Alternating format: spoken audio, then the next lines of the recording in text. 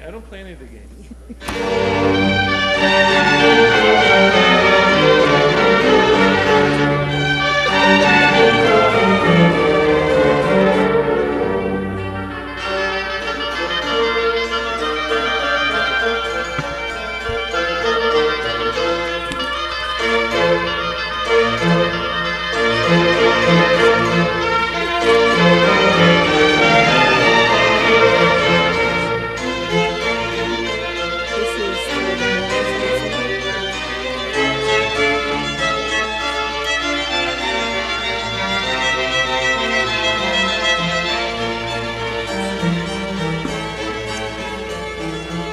Good evening, everybody.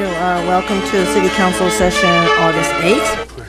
And ready to open with a closed session report. Do I do that or call to order? I think I've been away for a roll call first. Thank you. Sorry about that. Councilmember Keener. Here. Councilmember Nyhart. Present. Councilmember Irvin. Present. Mayor Pro Tem O'Neill. Here. Mayor DeGree. Present. Okay, so now we have the salute to the flag led by me, which I think I did last time. Anyway, that's all right.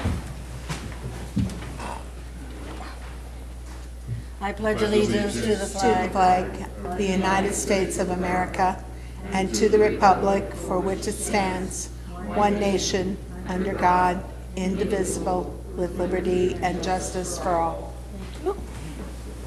And closed session report. No report tonight from closed session. Thank you.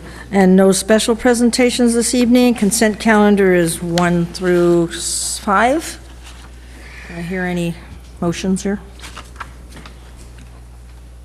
I move that we pass the consent calendar as stated. Second. Is that your second? Okay, we'll call for the vote.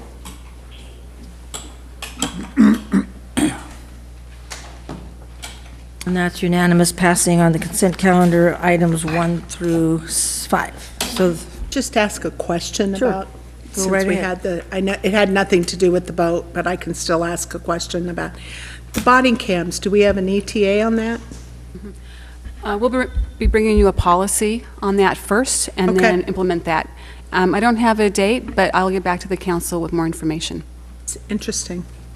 so I don't know if any of these yellow cards, they're not listed here, if anybody had anything on the consent.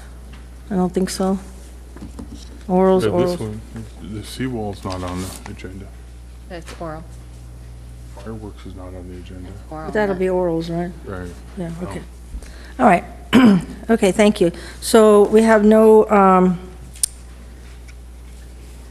okay, we are open to orals right now. Okay, so if you haven't turned in a yellow card and you want to talk about anything that is not on the agenda, you may turn one in at any time before I close oral communications. So this is for anything that's not on the agenda. Brent Ritz, Aaron Macias, Kelly, oh, I do this every week, Bogdanov, I'll get it yet, Sarah Abadsa, and Fuda Abadsa. Go ahead. Hi, good evening, Council. My name is Brent Ritz. On Friday, July 15, 2016, 1:50 p.m., I received a disturbing email from a gentleman named Mike Bell, who's well known in the community. And I'd like to formally request to have on the agenda, earliest agenda, an investigation of Councilman Keener's actions, including things that are not related to this.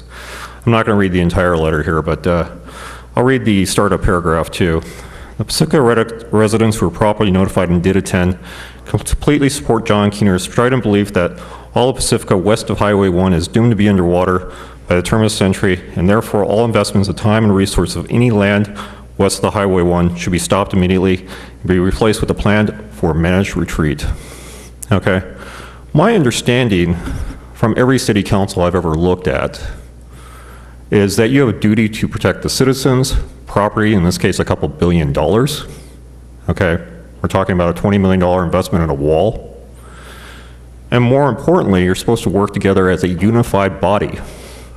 This was a meeting with the Littoral Council, and my understanding is that the council already took a position that they weren't going to be involved with the Littoral Council. So I'd like to submit this. There's quite a bit of fear already in the community at this point. And I'd like the police chief to bring this to the city attorney, and I'd like to do some discovery on this. Thank you. Thank you. Aaron Macias. And Kelly Bogdanov. Oh, help me with this. I need lessons, sorry. Aaron? Good evening. My name is Erin Macias from Lindemar, and I am returning this evening to address the absence of an agenda item. I have spoken at the last 2 meetings about the dangerous illegal fireworks issue in Pacifica. Pacifica Police Department presented how the problem has consistently grown over time and that people come to Pacifica to watch illegal fireworks shows.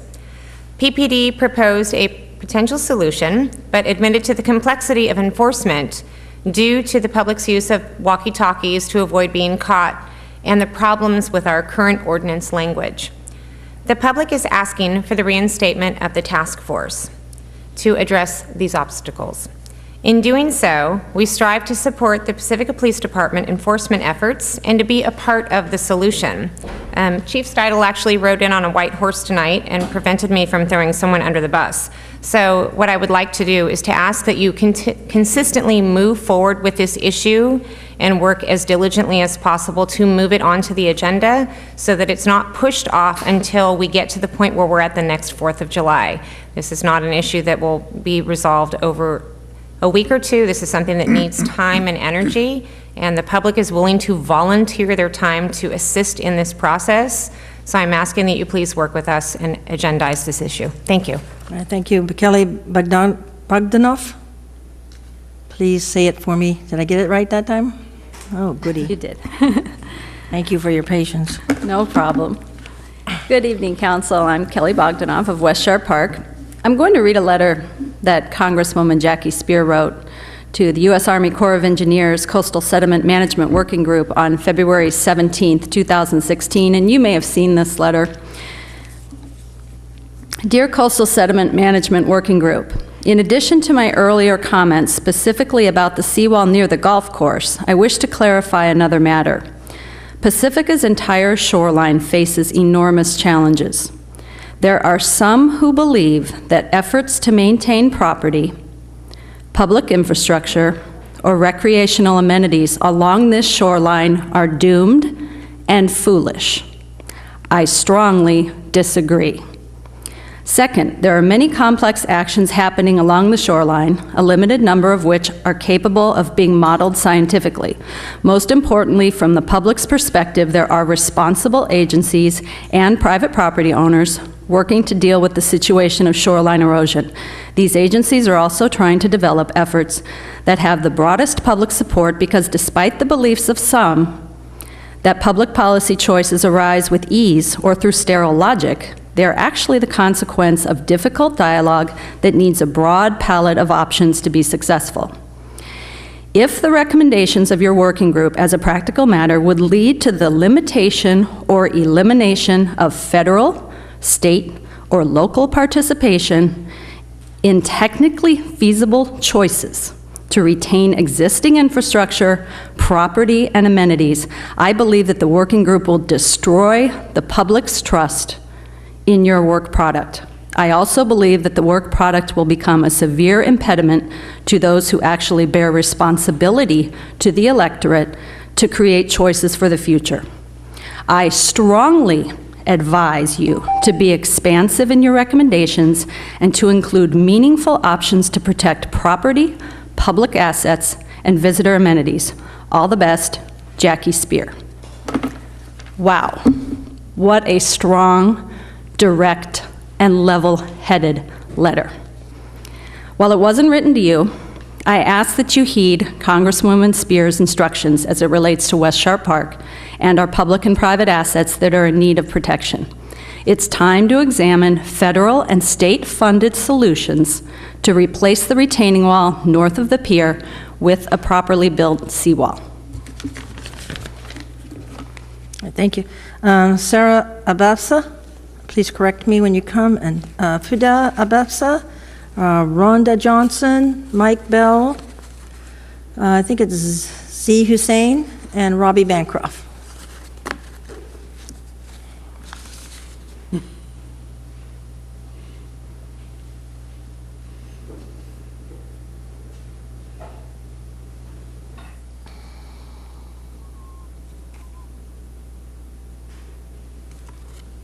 Good evening. We're going to go up together just because it's their first time at a city council meeting, and so we're just going to do this as a team, if that's okay. All right, so my name is Z Hussein, and so my name's Zakia, but everybody calls me Z.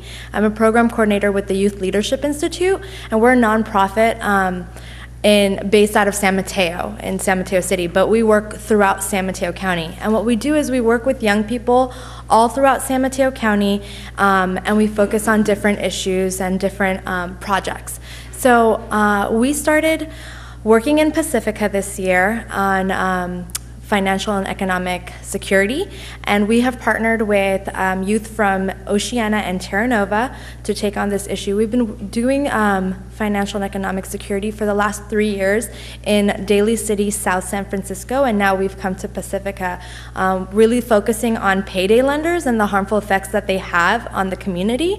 And then this year we're really focusing on, with payday lenders and educating the community and also talking to our city council members. We also want to focus on youth-friendly financial products and teaching our young people, what does that mean? What does that look like? So I'm going to go ahead and let my youth go ahead and have a chance to speak because it's all about them. And this is their first time, so. Good evening. I'm Farah Babse. I'm a student at Terra Nova High School.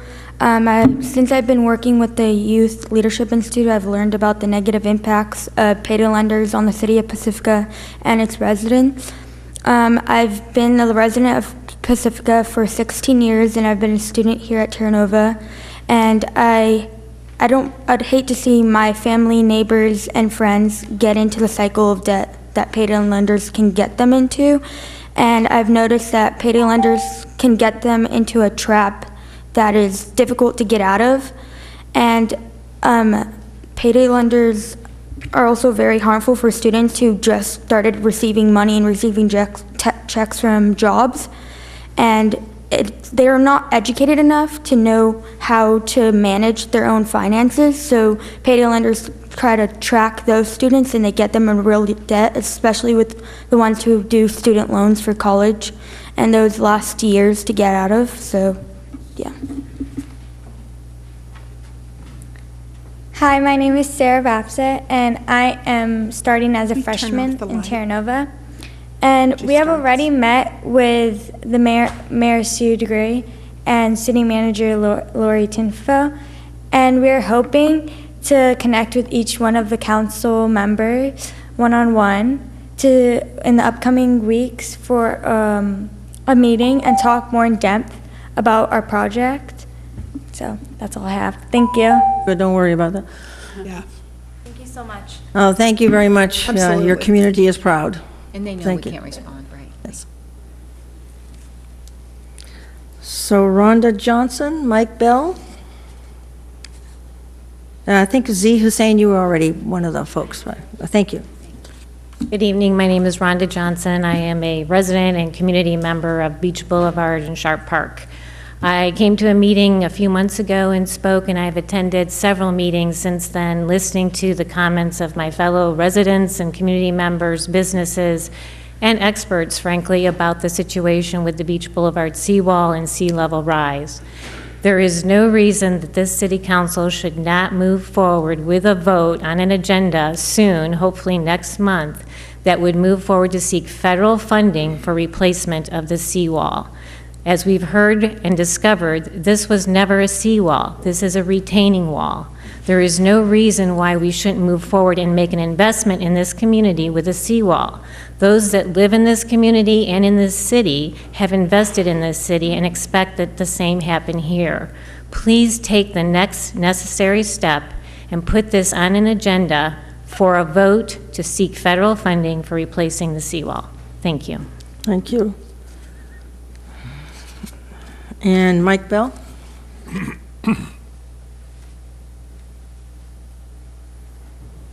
Good evening, Mike Bell. Oh, crud, where am I? I surveyed the entire neighborhood of West Sharp Park, bordered by Highway 1, Beach Boulevard, Ingram B. Lacey, and Sharp Park Golf Course. According to Mr. Keener's failure analysis report, there are 7,200 people, which is 19% of Pacifica's population, who live and work in this area. Here are the physical assets I recorded in this same area.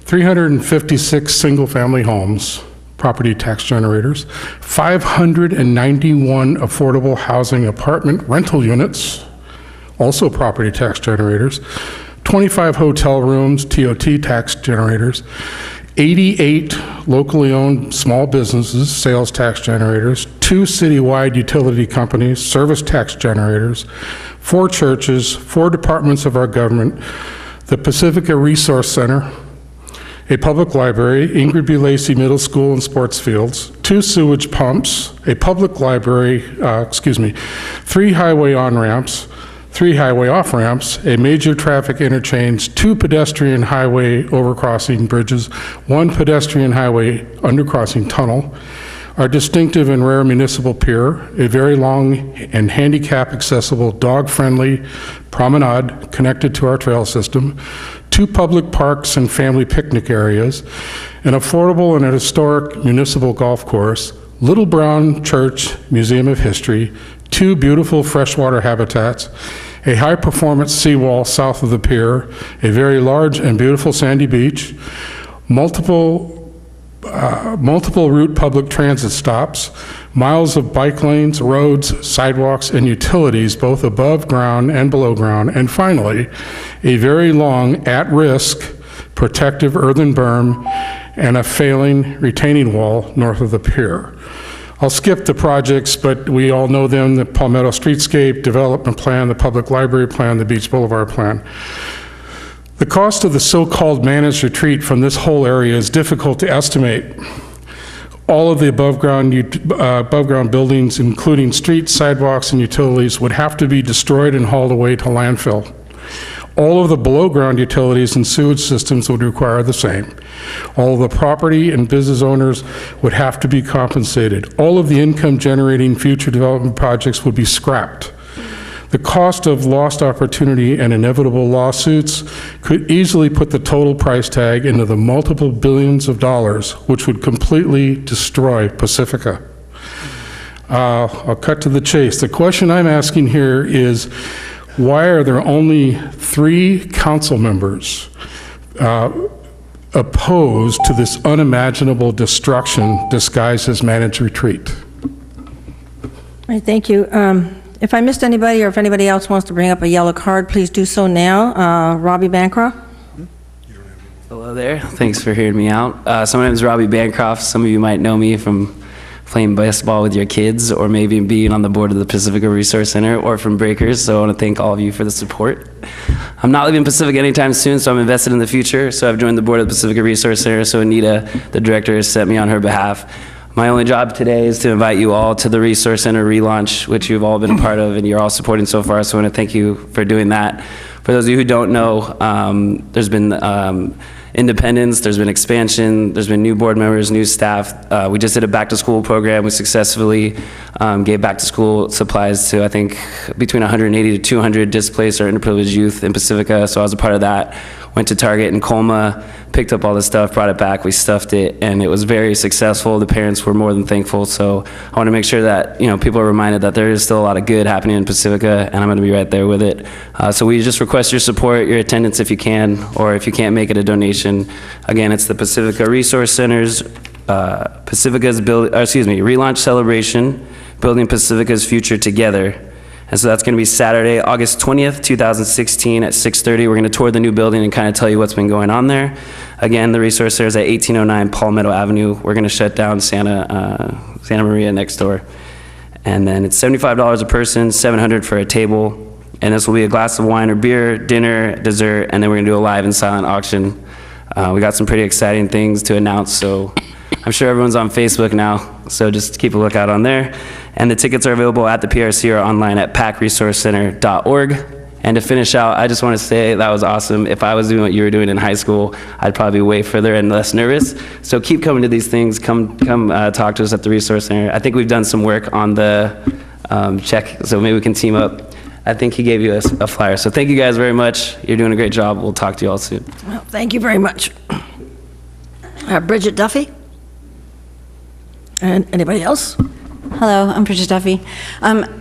I've heard, I'm not really sure what you guys are talking about because I just got here, but I've heard this word managed retreat, and I know it's causing a lot of oppositional language. And I would just like to bring the voice of reason. I know that there has been a lot of money put in to developing this area. Everybody's aware of that. There is new science available to us that we did not have 10 years ago or even 5 years ago. And the science is pretty sound. And if we build here, if we put millions of dollars into this area as we propose to do, it depends on us building a new seawall, a better seawall, a more effective seawall. What people don't realize is when we do that, we will effectively lose our beach. So all I am saying is we can rethink this without people losing. And a managed retreat can take decades.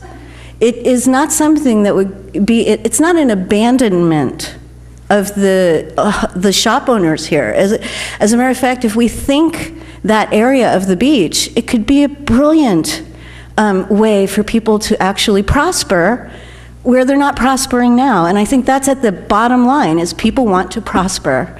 They have money invested. There are new ways to think about this. And with the information that we've been given recently about a rising ocean and a changing climate, and the risk to this particular area in Pacifica, it makes sense to rethink it, is all I'm saying. And nobody has to feel threatened. It's just would be a very responsible, mature thing to do as a government, is to just say, let's see if we can make everybody happy in this situation. Let's see if we could get out of this without hurting anybody on either side. That's all I'm talking about. I have a whole minute. I'll tell you what I came to tell you. There's a city attorney here, and I have been meaning to email, but I use the library, and as you know, our library system is, it needs some help, but actually I just never get to the library to email the city attorney. But a couple of weeks ago, there was people here asking the city attorney to look into something, and that was a flyer that was mailed out through the United States Postal Service, implying that if you signed it, you would be saving the quarry from development. But as it turned out, it was gathering signatures to put it on the ballot to allow the development of the quarry, which is exactly opposite of its seeming intention. The city has been asked, the city attorney was asked to look into this and give us an explanation, because these are the people that are going to put the ballot measure together. And if it's any more, how could it be more confusing? So how are we letting them make a measure? Is all I'm saying. Please look into it. All right, thank you, appreciate it. Do we have any more cards? I don't know, did you want to come up? One more? One or two more, sure. Take your time. So this again is about anything that is not on tonight's agenda. After this, we have items 6 and 7, then we're finished. We have council, of course. We could be talkative, but anyway. All right, Tony Boykin. Hi. Good evening. I'm really disappointed to feel like I have to be here tonight. And it's about fireworks again, and the fact that it's not on the agenda, and the discussion of a task force is not on the agenda, as those of us who spoke about it expected it to be. There's been direction given to do that, and it hasn't happened. So I just want to say that I am very disappointed in that. Thank you. All right, thank you.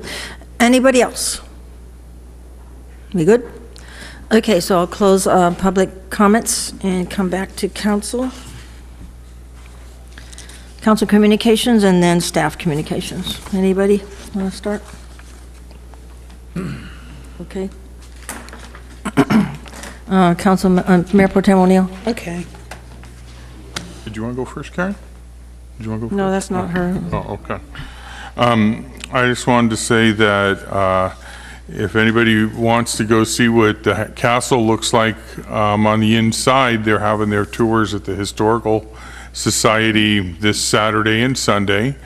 I forget how much it costs, but you can go up there, and they're like somewhere around like 9:30 to 2, something like that. But if you want to go see what the inside of the castle looks like, last week it was kind of foggy, so you didn't see the full view. But it was fun. They had a lot of good people. I didn't see Lorenzo here earlier, but I did want to congratulate him and the rest of the staff that Pacifica's credit rating was raised. We are now AA-, and I think that's a big achievement given all the hard work our staff has done and the bookkeeping that they've had to go through and everything else. And I think that's a great accomplishment for the city to actually have an improved credit rating given the circumstances we've been going through the past few years. So I just wanted to publicly thank staff, and I think Lorenzo was kind of like the lead horse on that. So am I correct in that? It was Lorenzo? Lorenzo has been working on the COPs, the certificates of participation process, and that's how this came out. So yes, in that sense, he was the lead on it. Okay, good. So anyhow, I just wanted to share that with everybody, and thank you. Councilwoman Nyhart? Okay. I wish there was more things that I could say that were good, and I'm going to end with the good, but all the transportation agencies are up and running again this month, and we started off with the Transportation Authority, and in reviewing the grade separations along the area of the high-speed rail, I mean, the sad thing about that part, that stretch, is we have more that we need to do than we're ever going to have funds for at this point in time. So when you look at state funding for projects that are related to transportation, you're looking at some very limited funds, and we have yet to see, and actually we don't know what's going to happen with the state and when they come back into legislative session in terms of transportation dollars. I have a feeling I'm going to hear some of the same things in terms of the City and County Association of Governments next month, but I was particularly wanting to comment on this tonight just because once again, there's often problems with sort of understanding how funding works sometimes, and that's because it's complex. But 70% of the dollars that come from the state are associated with priority development areas, and there's been some statements made about why Pacifica didn't apply for certain grants or certain funds. If you understand that, we don't have a priority development area, so we're not eligible for some of those funds. And as 11 cities compete for 70% of our dollars, and the other 9 of us compete for 30%. So that's just one of the little caveats about why it's important to think about planning as a whole with transportation and housing together. And that's why we're involved at the county level in doing some of those kinds of things, but also regionally on the Association for Bay Area Governments. I did want to say, I wanted to say congratulations to the Resource Center. I'm pretty impressed on the tours that I've had. So it's it'll be an exciting event on the 20th, so more power.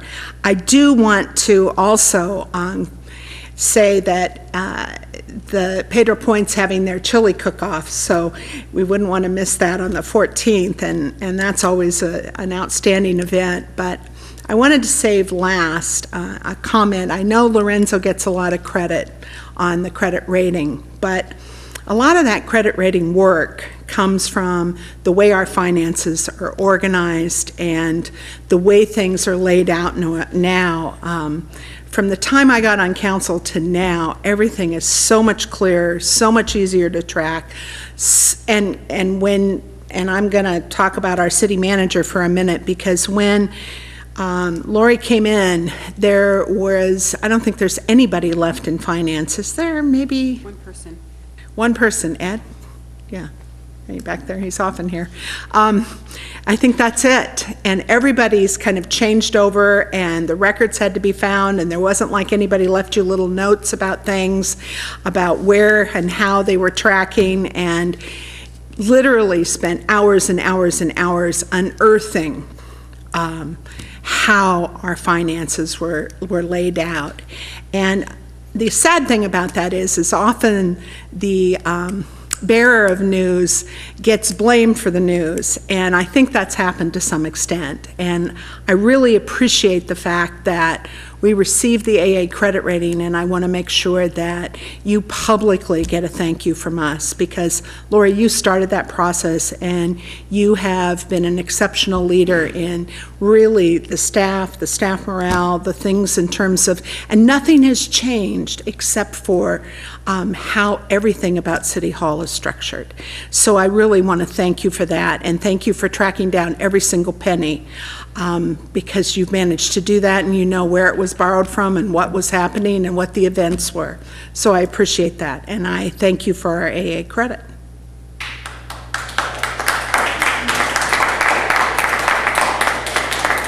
Thank you. Councilman Keener?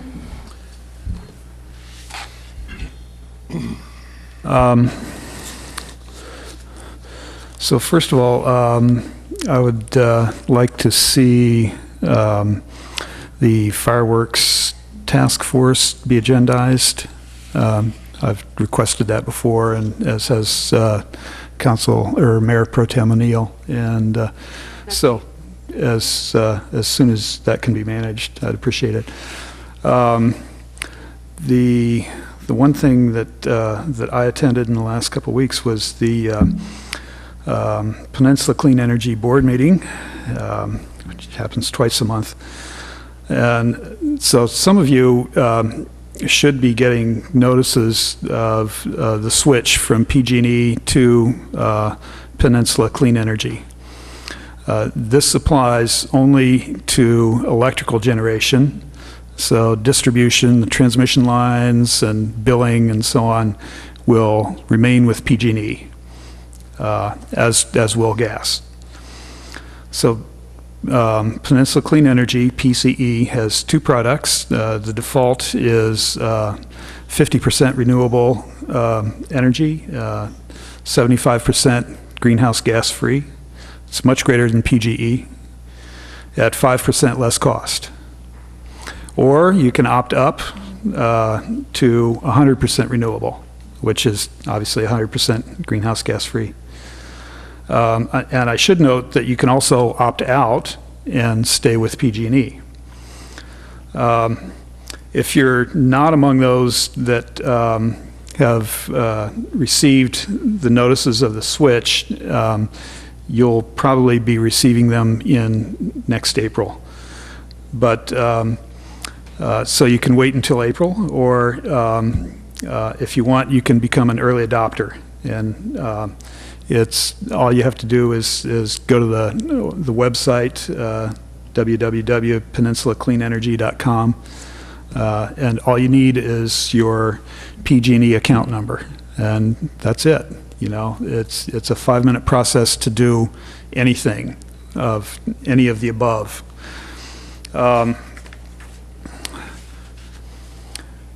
At that meeting, the board also had extensive discussion of how to bill for rooftop solar, and that process is called net energy metering, NEM, and we came up with two important features, and one is that the switch to Peninsula Clean Energy for people with rooftop solar will occur after your yearly true-up with PG&E. So you have a month, you accumulate credits for energy generated if you've generated excess energy over what you've used, and you accumulate them throughout the year, and at the end of the year if you still have excess, PG&E pays you. And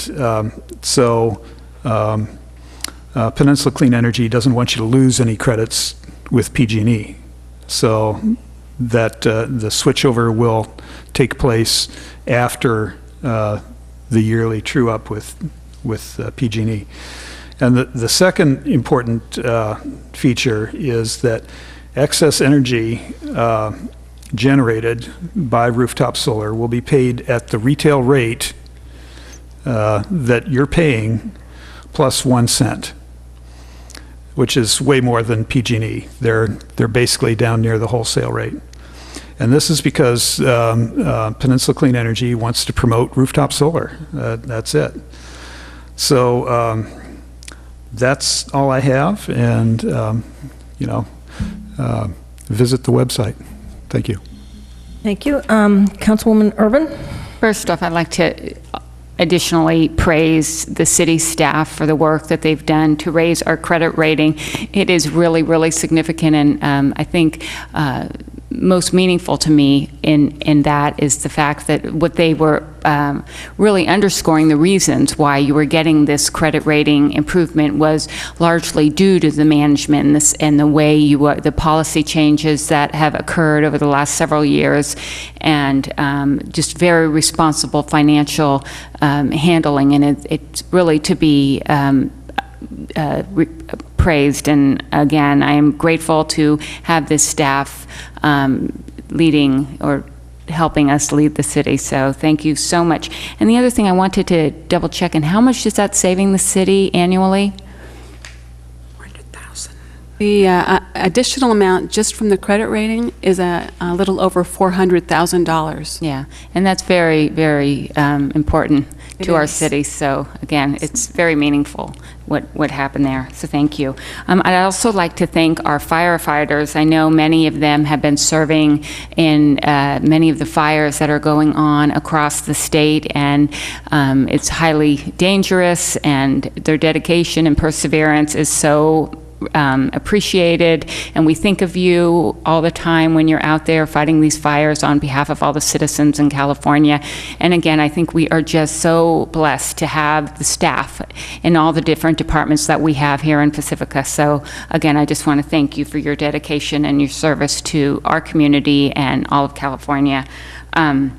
So some of the things that I did the last couple of weeks, I went to the newly formed Library Advisory Committee meeting, and that I serve as liaison with Mayor Pro Tem O'Neill. It was a very eye-opening, great discussion about possible design features of a potential new library and what we wanted to see, what's important for us to see as a community in a new library, what really, and it was really a safe place to be, a place that brings the community together and connections. We all had those same feelings of something that our community could just thrive with, and it just brought out so many good things in the community and brought us all together. And I'm sure you'll be hearing more about some of the discussion points, but I do urge people to attend those meetings, and you get a great deal of information from those meetings about what the plans may be. Let's see. I also attended the Beautification Committee meeting, doing a ton of work. And again, I just want to thank all the Beautification Committee members.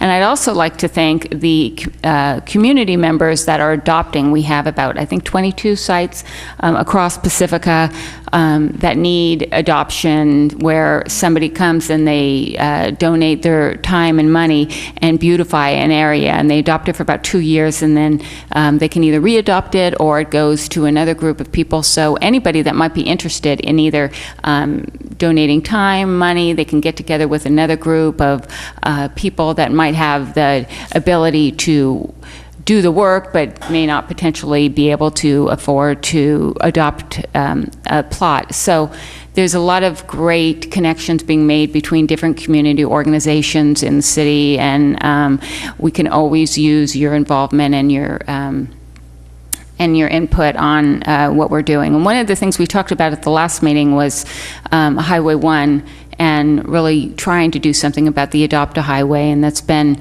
a bit of a struggle, but we are working very hard at trying to get some of our highway, our Main Street here in Pacifica cleaned up a bit, and there's so many other. The mural subcommittee is making headway, so great projects that are going on, and we encourage you to attend, even if you're not on the committee, just to be there and hear what's going on and have your input is always very much appreciated.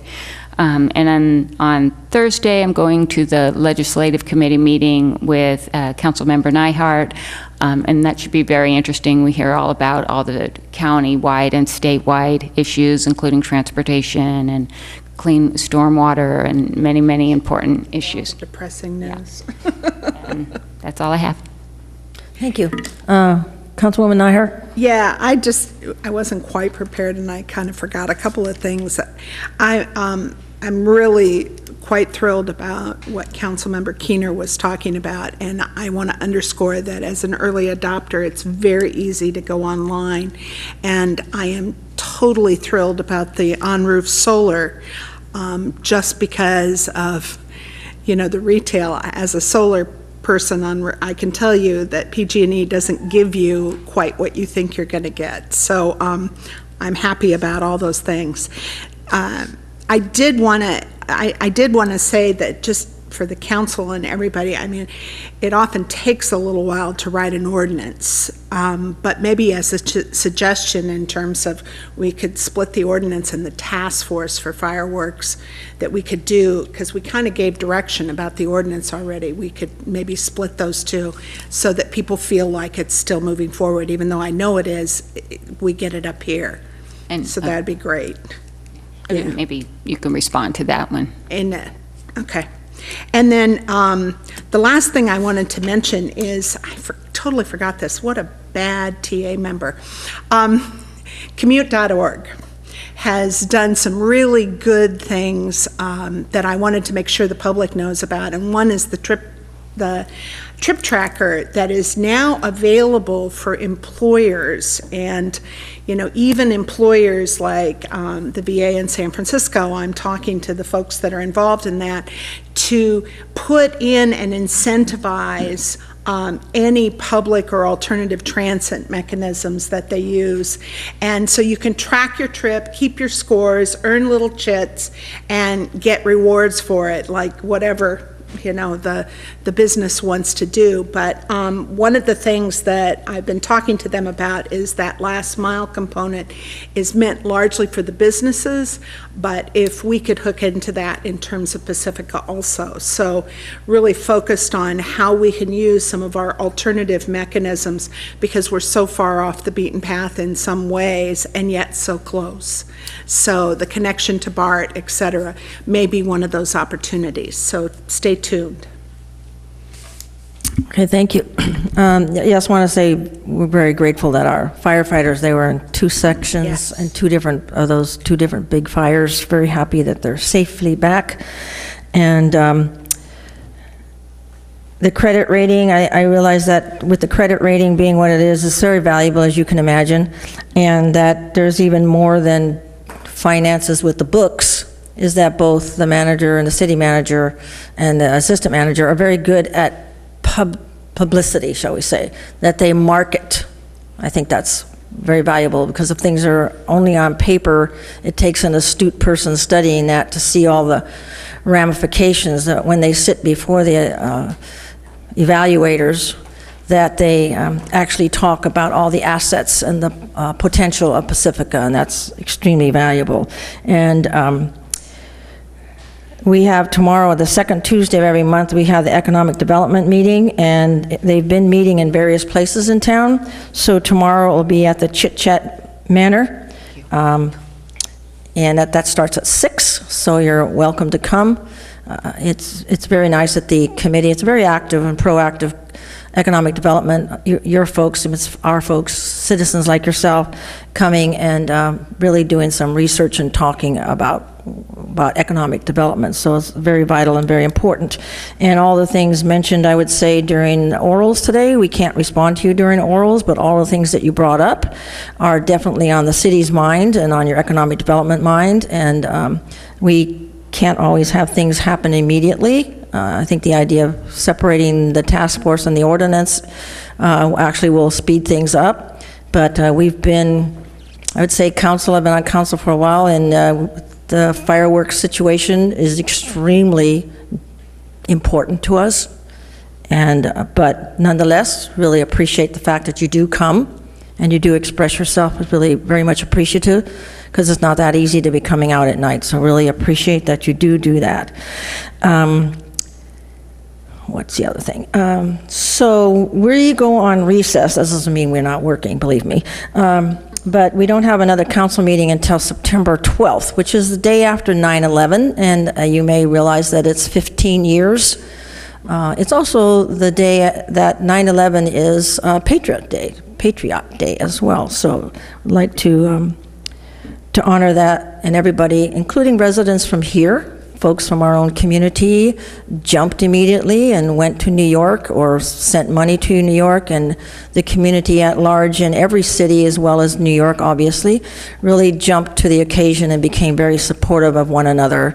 And a lot of our own young and older folks joined U.S. service as a U.S. serviceman or woman to put themselves in harm's way to make sure that those kind of things don't happen anywhere. So I want to express sorrow that happened, and gratitude that the community cares for each other around the nation so well.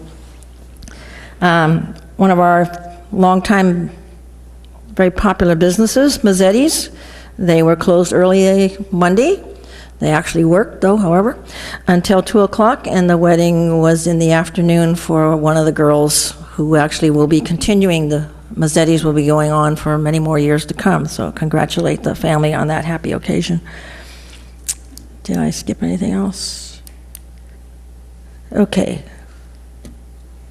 I think that's enough for now. Okay, did you have your light on again? Just a question, and maybe do we have a date for the study session? For the study session? Sea level. Sea level, we should I don't announce think we that. have a date, right? Yeah. You're going We to. was supposed to be, we were trying for the 22nd, but it's not. Well, the CCAG Water Committee starts again on the 17th, that's why. Oh, okay. Yeah. All right, I do have several updates for you. Yeah, and for so the now we'll community. finish council and go on to staff. Go ahead, thank you. So we will be back before you, or the police chief will be back before you before November 30th with a plan for the body-worn cameras. So there was a question earlier. And then we've committed to actually full implementation by next October. So that should... That's the police body cameras, right? Correct, police officers' body-worn cameras. The second item I'd like to share is the report on the Illegal Fireworks Task Force is scheduled to come back to you on September 26th. So for those in the audience or at home tracking that, that's when we'll have that back before you. And it's not because we didn't clearly get the direction, but as you might have noted, the body-worn camera report and the massage ordinance were both prepared by the police department for tonight's meeting, and so there's just only so many hours. So, but I've spoken to the police chief. We'll be coming back to you on that meeting on the 26th. Number 3, the sea level rise study session. The dates that I was checking with you did not work out, and so I am back checking with the staff on dates, most likely the first 2 weeks in September. And as soon as I get confirmation from them, I'll be checking with all of you for your availability. And so I'll publicize that just as soon as it gets set. I know there's a lot of interest from many people. And then number 4, thank you very much for your kind words related to the credit rating upgrade. And I know Lorenzo appreciates it, I do, the staff does. But I wanted to highlight that you all deserve the praise as well. Because without your leadership and your guidance over the past, since I've been here, we would not be able to achieve this. And so I hope that you take some of that to your own heart, because you deserve as much credit as the staff does. And thank you for that. Those are my 4 items. That it? Okay, thank you. And onward. So we have no public hearing. Well, we do have a public hearing, I'm sorry. It's number 6, and we also have item 7 is under consideration. Item 7 will be Palmetto Streetscape Design Recommendations. Item 6 under public hearings is introduction of an ordinance repealing existing Chapter 19 and enacting new Chapter 19, massage businesses, to Title 5, Public Welfare, Morals, and Conduct. An introduction of an ordinance to amend Chapter 4, Title 9, Permitted and Conditional Uses in the C1 Neighborhood Commercial District of the Pacifica Municipal Code. Proposed action. 1, move that the ordinance entitled An Ordinance of the City Council of the City of Pacifica repealing existing Chapter 19 and enacting new Chapter 19 to Title 5, Public Welfare, Morals, and Conduct, and yes, you did just hear this, but this is how it goes, of the Pacifica Municipal Code relating to the regulation of massage businesses to be read by title only and that further reading be waived. And 2, move that the ordinance for amendment to Chapter 4 of Title 9, Article 10 of the Pacifica Municipal Code relating to permitted and conditional uses in the C1 Commercial 1 Neighborhood Commercial District of the Pacifica Municipal Code be read by title only and that further reading be waived. 3, move to adopt a resolution amending the City of Pacifica Master Fee Schedule to reflect changes to fees related to massage therapy permits. Do we have a staff report, please? Are you okay? I knew he was here. Had to get the screen on. Oh. Good evening, Madam Mayor, council members, and staff. My name I is think Dan you need to be louder. Can you get a little closer? Certainly. Good evening, Madam Mayor, council members, and staff. My name is Dan Steidel. I'm your Chief of Police. Tonight I'll be presenting this topic. Seated to my left are Robert Smith, our Assistant Planner, and to his left, Tina Warmeister, our Planning Director. Just to refresh your memory, to give you a little background, we last spoke about this subject in this forum on February 8th of this year. We presented a new massage therapy ordinance, and we received some direction from City Council about how they'd like to see that ordinance written. The primary items that were addressed by staff were to begin with the prohibition of the out-call massage services. If you recall, in the original revised ordinance, we had prohibited that. And also the use of terminology that creates or propagates the stigma against our valued massage therapists in our community.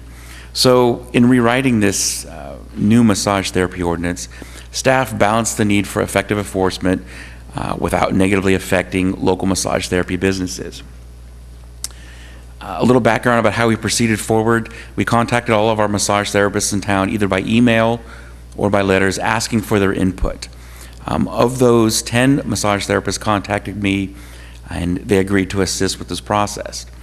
As we went about the process and we made revisions and vetted those revisions to the city attorney, I provided draft copies of the ordinances to the massage therapists for their inputs as the revisions were taking place. And I have to say that I'm very, very pleased with the input that we got from the massage therapists. There were several good ideas for revision that came about due to the assistance that they were able to provide me. Stepping back a little bit though, where we started, where all this came from, the history of our legislation in the massage therapy business. Prior to 2009, massage businesses were regulated at the local level without any state regulation. Cities regulated massage businesses by ordinance and by opposing different standards. Many jurisdictions used land use and zoning authority to address concerns regarding massage therapy establishments. The massage therapy industry lobbied for a certification process that emphasized professionalism in the industry. So in 2009, the California State Legislature enacted Senate Bill 731, which created the California Massage Therapy Council, which I'll refer to as the CAMTC. They were created to issue voluntary permits to massage professionals that met certain standards. The law prohibited at that point local regulation of massage businesses if massage professionals were certified by CAMTC.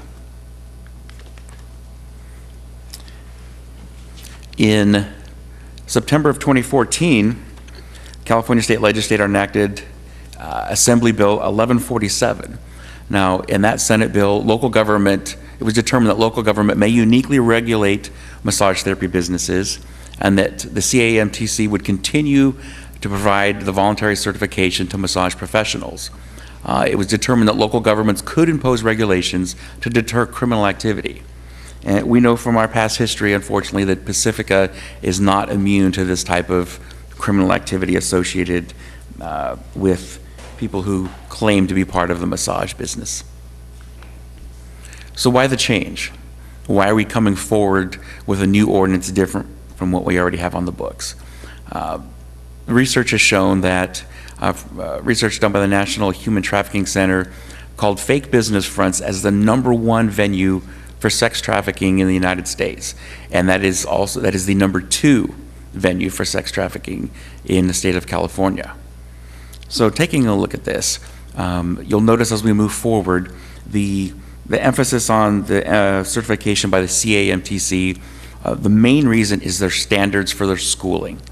Now, since their inception in 2009, CAMTC advised me that they have unapproved 64 schools for the selling or falsifying of massage therapy transcripts.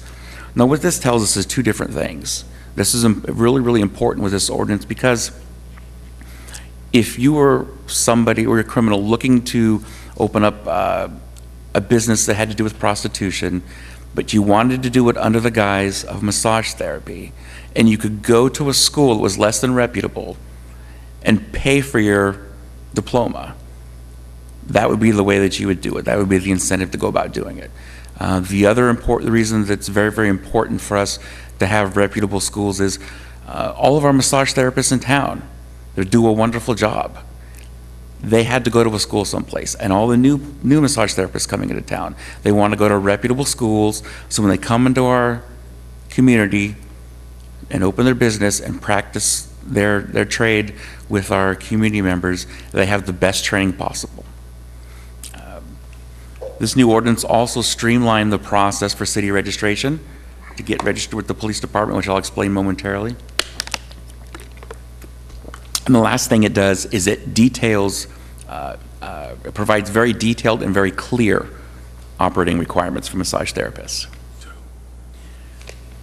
So taking a look at the big part, one of the big changes, the registering of massage therapists. Massage therapy business owners must obtain, under the new ordinance, registration from the police department. Now, where that's different, right now there's a process where all of our massage therapists, whether they're business owners or whether they're just practicing massage therapists working for a business, must register with the police department. Under the new plan, it's only the business owners. The business owners come to the police department, they register, and they register all of their employees, so we know who's conducting business in town. So it kind of streamlines the process for our business members. All massage therapy business owners must keep a list on file with the police department of their massage therapists working for them. And the last part is a massage therapy business owner who does not possess CAMT certification shall submit an application for a background check. Now that's exactly how it is in our current ordinance. The reason that's in there is because there may be an occasion where you have an owner that opens up a business but is not necessarily a massage therapist. So they haven't received the background check and the criminal history check from the California Massage Therapy Council. So this puts that in place, so the police department takes care of that to make sure that we're getting somebody that doesn't have any criminal history, any crimes of moral turpitude in their background. All massage therapists new to Pacifica after the date that the new ordinance is enacted are required to possess California Massage Therapy Council certification. One thing that we did change from the previous version that we gave you, taking into consideration those folks in our community, 7 of them as we see here today, that are practicing in our town, that have practiced for years, and that are not certified by the California Massage Therapy Council. Those people, on the date that this ordinance is enacted and takes effect, will be grandfathered in. So if you're practicing in town right now and you're not Massage Therapy Council certified, you don't have to go back to the Massage Therapy Council and get certified by them. The idea behind this is we didn't want to affect the people in our town that are currently practicing. All 7 of those people have been practicing for years. They've never given us any problem. The police department doesn't have any complaints about any of those people. So We didn't want to put them out of business by telling them they had to go back and get recertified. Alcohol massage therapy will continue to be lawful as it is now, and we address the stigma of that out-call, that term out-call, which when you peruse the internet and you read news articles, it has that association with prostitution. So we got rid of the term out-call and we renamed it mobile massage. So going over a few of the provisions of the ordinance that our massage therapy businesses are required to abide by. A list of the services they provide must be clearly posted at the business. Their CAMTC certificates for their massage practitioners must be posted. There's strict prohibition against inappropriate dress by practitioners and contact with genitals and other sensitive areas of customers by practitioners. Front windows must be free of major obstructions, which of course allows visibility inside the business. CAMTC certification tags shall be worn by massage practitioners. Massage services will be limited to 7 a.m. to 9 p.m. And the next one is an anti-human trafficking measure. Living inside the business or occupying the business between 11 p.m. and 6 a.m. is prohibited, other than maintenance staff who can be in the business during that time. And of course, that's one of the exemptions. If you operate out of your home, you can obviously be inside your home between 11 and 6. This is for storefront type businesses. There shall be no advertising material allowed that suggests alternative services can be offered. And violations of the ordinance may result in administrative fines or revocation or suspension of the city permit. We believe that this ordinance represents the best regulatory authority available to prevent illicit massage businesses from taking hold in our community. It provides the city legal authority to take action on massage establishments that violates the ordinance if illegal activity occurs, and provides greater control over operations masquerading as legitimate massage businesses. And we also believe it protects our massage therapy businesses that provide valued services to our community. And the goal of the new ordinance is to recognize that massage therapy is a professional pursuit that can provide valuable health and therapeutic service to our community members. It will deter criminal activities such as prostitution and human trafficking. It will assure quality of life for neighbors of massage establishments and customers. And finally, will support those massage businesses that are operating lawfully and performing a valuable service for our community members. The next portion of this is the amendment to Title IX, and I will turn this over to our associate. So I am just going to interrupt for a second so that my name is Tina Wermeister, I'm the planning director, and I wanted to introduce to the City Council Rob Smith, who is one of our new assistant planners. He's been with us for several months, but I believe this is his first presentation to the City Council. So I'll turn it over to Rob. Good evening, Madam Mayors and Council members. In addition to the alterations to the massage ordinance, the Planning Commission is also recommending text amendments to the zoning code. Yeah. And I think that's the mic that doesn't work. Yeah. So they set you up right off the bat. That was a good start. Initiation over. Yeah. Poor guy. So in addition to the massage ordinance alterations, Planning Commission is also recommending text amendments to the zoning code, which currently requires a use permit for applications for massage businesses within the C1 zoning district. This can add additional cost and time when making these applications, and also is required to be reviewed by the Planning Commission. In circumstances where zoning impacts are reduced, amendments, what we're hoping is the amendments to the text will help to reduce the duplication of review by both planning and police departments. The Planning Commission is recommending minimum treatment floor space below which a use permit is not required. This will have several effects. Firstly, encouraging the business-friendly environment. Secondly, streamlining the planning process, removing the duplication so that the majority of the oversight is with the police department. The threshold which Planning Commission is recommending is 640 square feet of treatment floor area, below which a use permit would not be required.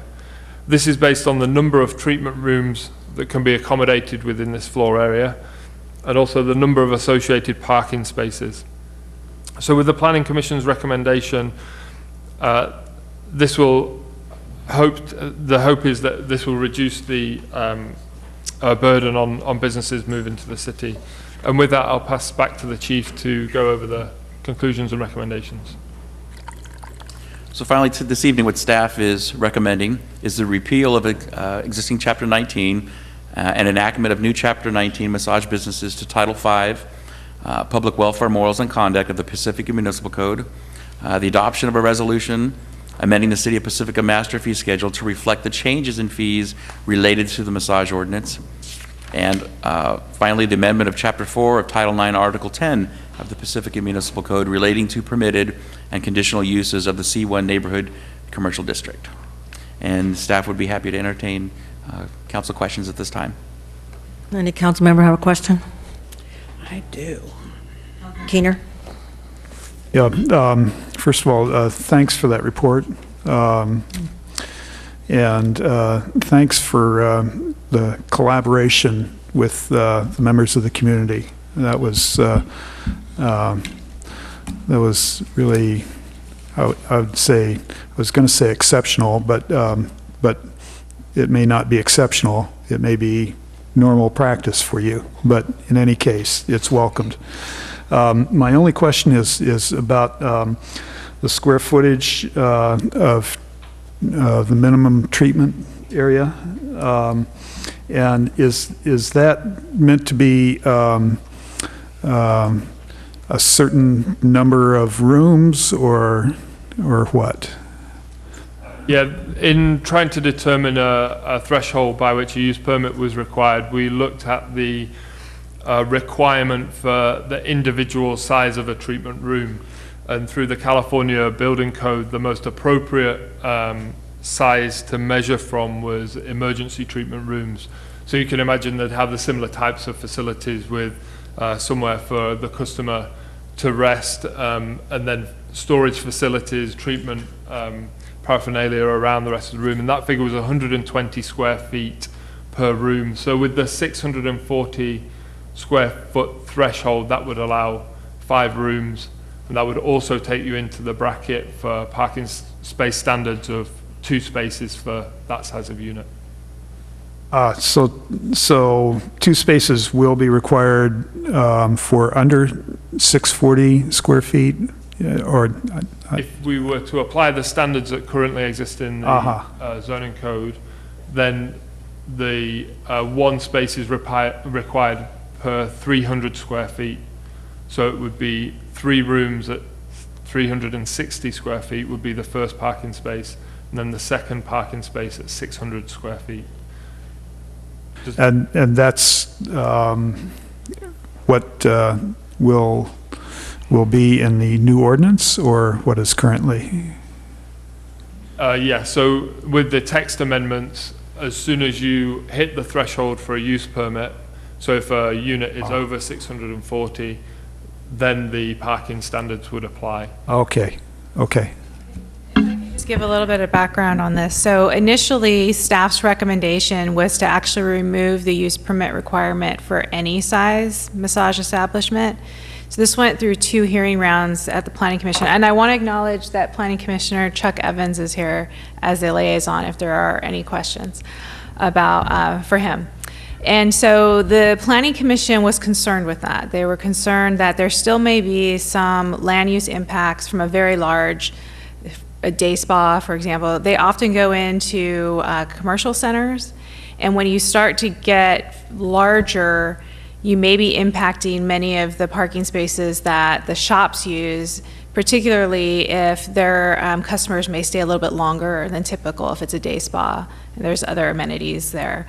And so the Planning Commission sent us back to do some homework, and we wanted to come back with something objective and not just throw out, you know, however many treatment rooms. And so we were looking at the square footage, and at about 640 square feet is kind of where the scale tips and it starts to get more parking intensive than a typical retail space. So that was the rationale.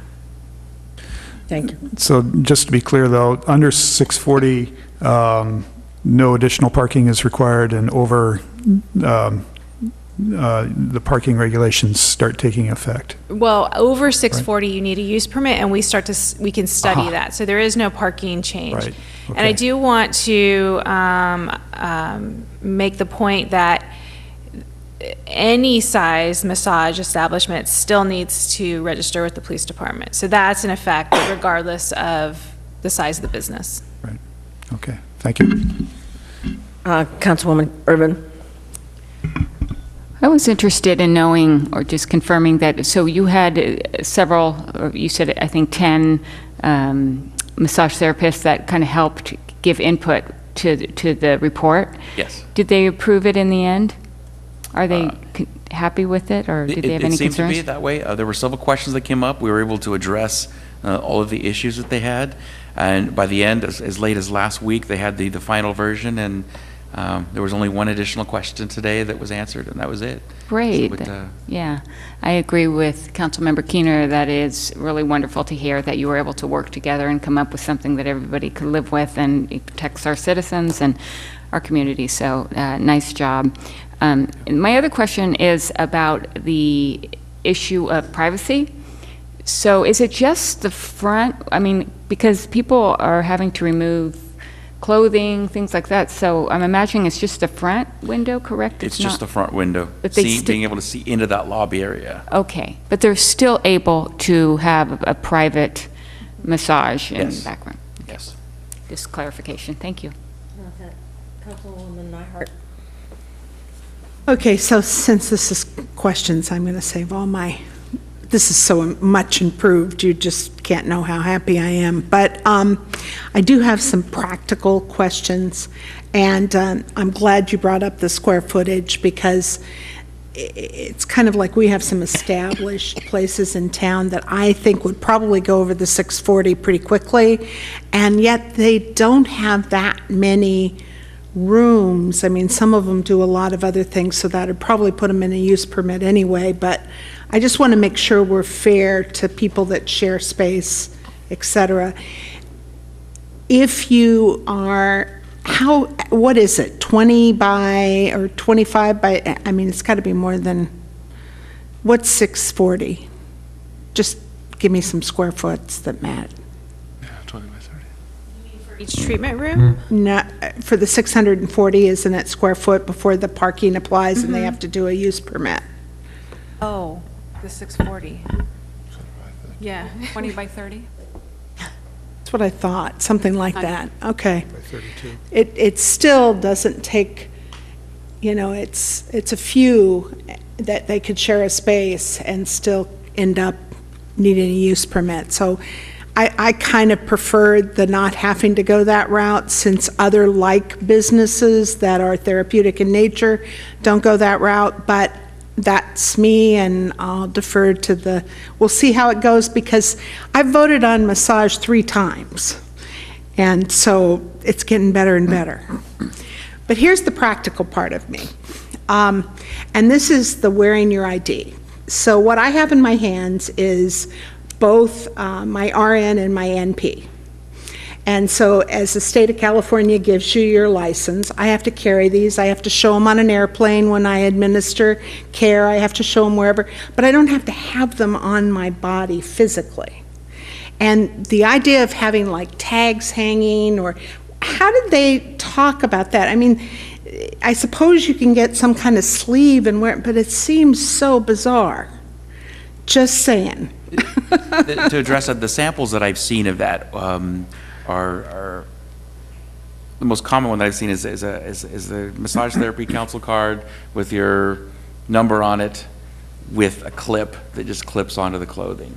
That is something that was part of the it was part of the ordinance that the county originally pushed forward, with the idea of identifying the folks, more transparency involved with that. And to be honest with you, there wasn't that question. They didn't say much. Arise with any of the therapists, no. Okay.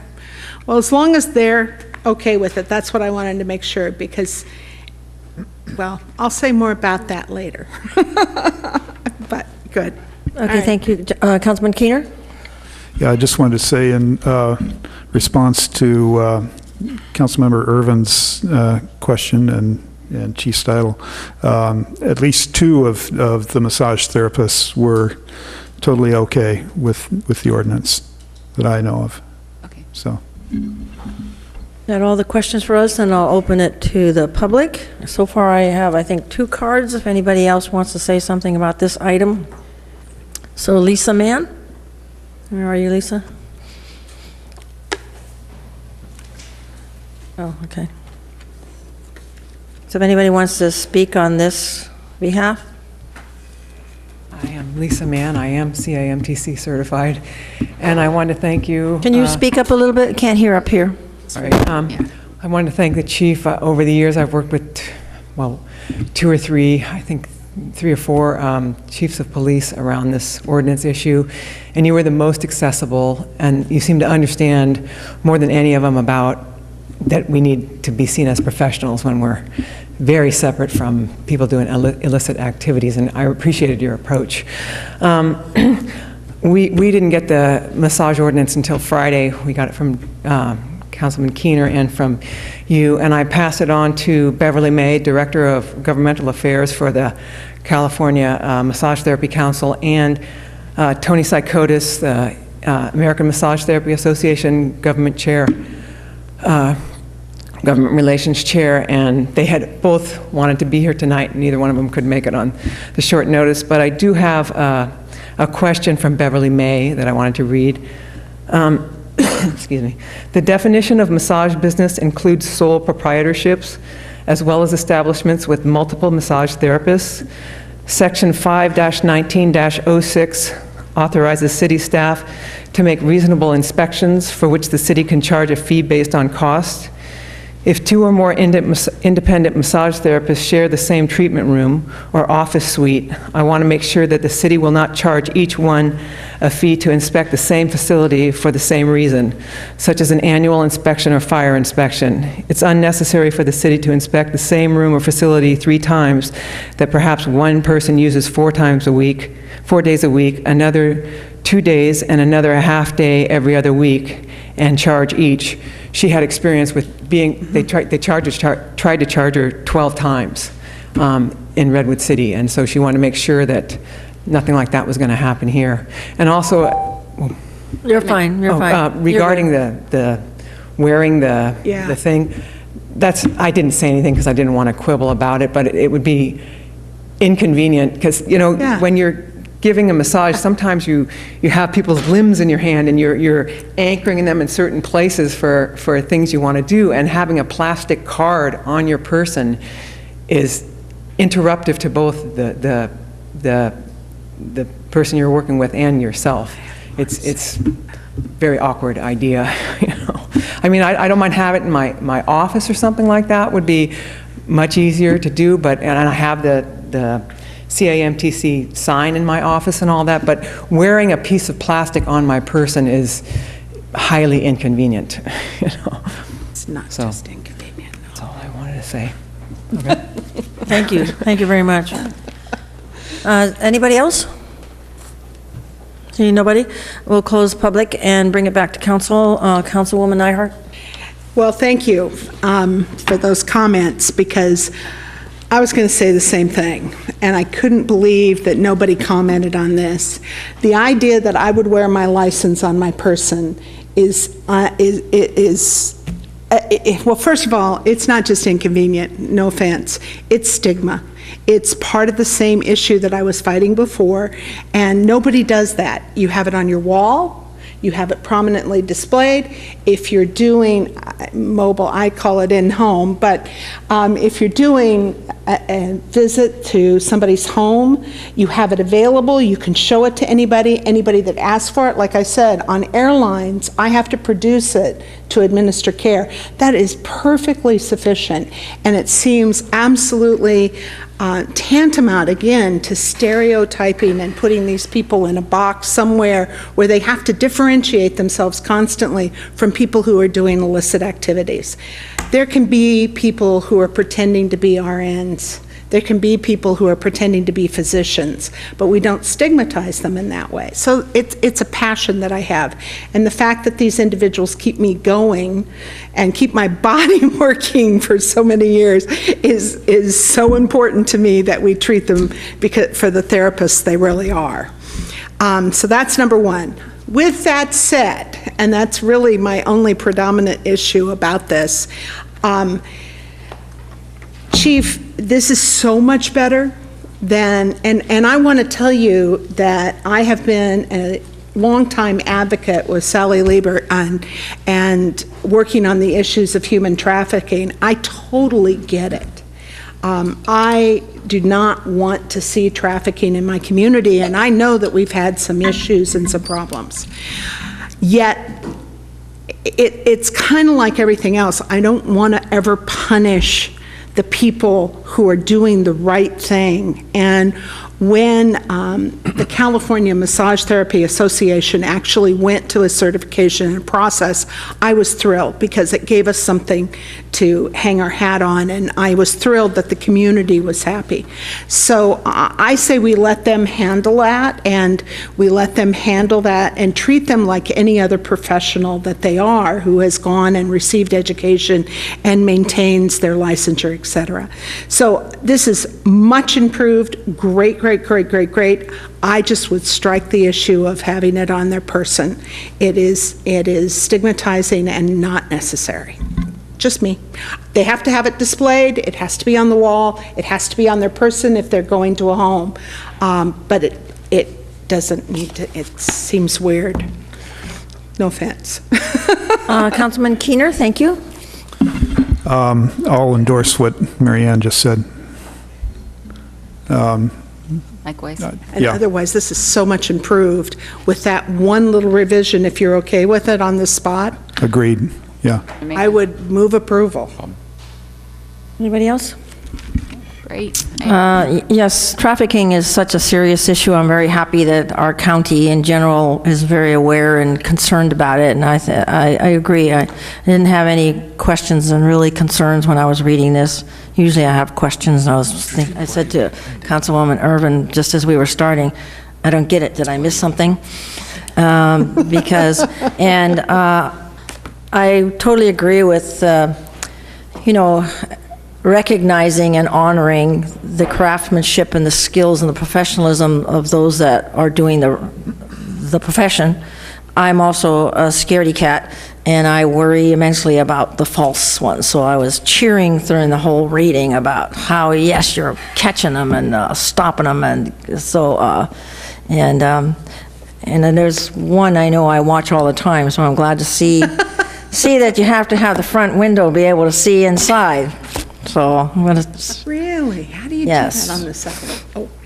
But anyway, so I was very pleased also with both sides. Very helpful. Thank you very much for that. So I think, sounds like we have consensus regarding the badge Can we do thing. that revision? Is that easy? So the city manager and I were just looking over, and one option for doing it would be, if you look at page 16, at the bottom of page 16 of the ordinance, it's 15-19.05. So subdivision A is the subdivision that discusses the wearing of the card. And I was originally thinking we should put that as an alternative or display it, but it looks like in subdivision D. So now if you go to page 17 further down, there's already the requirement in subdivision D, a copy of the CAMTC certificate of each and every massage practitioner employed in the business shall be displayed in the reception area or similar open public place on the premises. So that's covered there. So if you're satisfied that that's sufficient, somebody could make a motion to adopt and to then, as modified, go ahead. In the paragraph above, on C, for the person who's doing, as you're calling, mobile, does it say in there that it's on their person but doesn't have to be on their person. On their chest. It says it's posted in the reception area. Oh, and C, That is above C. it. That is C. I just read that from C. No, there's nothing to say that it has to be on their person yet. That'd be the only addition that Yeah. I would make, since our California law is not really as clear as it might be in some arenas. I do think it should be on their person. If somebody, if you see somebody going into another residence or a business, the police should be able, like anybody, to ask for that, like the airline pilots. They should be able to ask for it if they think there's something illicit going on. You can say, here, I'm a licensed therapist. So one option then would be, so right now, earlier I said one option would be to strike the entirety of subdivision A, and then I was referring you to subdivision D about in the office. Another option then, addressing Councilmember Nyhart's concern, would be to strike only the first sentence Right. of subdivision A, and then that would retain the requirement for mobile massage.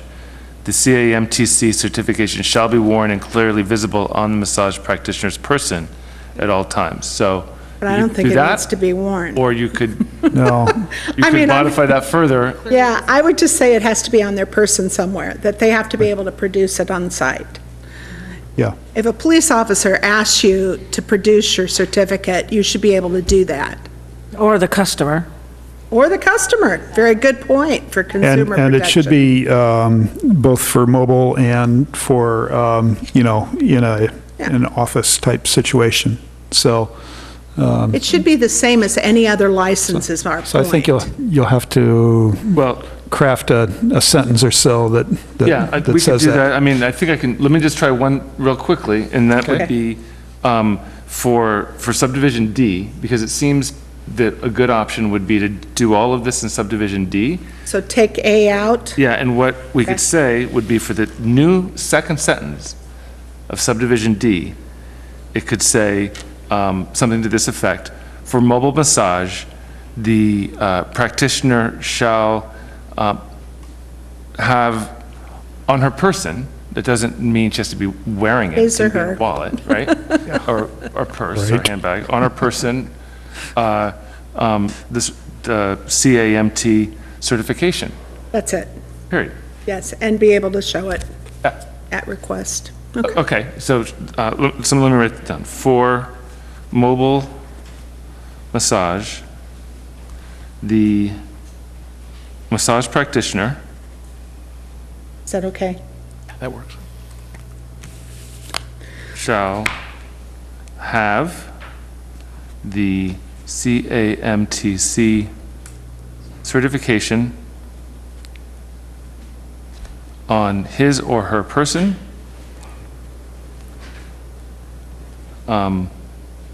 Readily available. when visiting clients? Readily available, or? Well, I mean, And produce when requested, I guess. yeah, and be able to produce it fast and leave it open, because it might be the client, it might be a police officer. Okay. When providing services, and be able to produce it when asked. How's that? Excellent. So can we trust you? Well, So, I'm going I to hope say so. as modified. So I've taken notes here. I'll make sure that gets integrated. And so then that would be the new second sentence of subdivision D. And then the entirety of subdivision A would be stricken. And we'll renumber them. This will become, what I just described as subdivision D will become subdivision C. Right. Right? But Does that make sense? that's the location where it would go from what you're reading now. So Excellent. does that capture the Excellent. consensus? Yes. Excellent. Are we good? I'm so happy. So do we have a problem? No, I don't know. I'm entertaining this only because I don't want to have to come back again.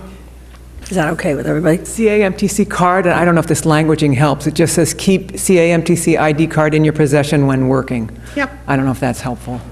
You can pass that on to the attorney. consistent with what we're saying. so. Right. Okay, council member, I think it was Mayor Pro Tem O'Neill, right? I just had a question. I was just noticing on page 17, it says, massage shall be provided only or given only between the hours of 7 a.m. to 9 p.m. And then it goes on to the business shall be closed or open or whatever. Does that mean no mobile massage between 9 and 7? And should that be clarified in the ordinance, if that's the intent? Well, I think the intent was for both. Massage shall be provided or given only between the hours of 7 a.m. and 9 p.m.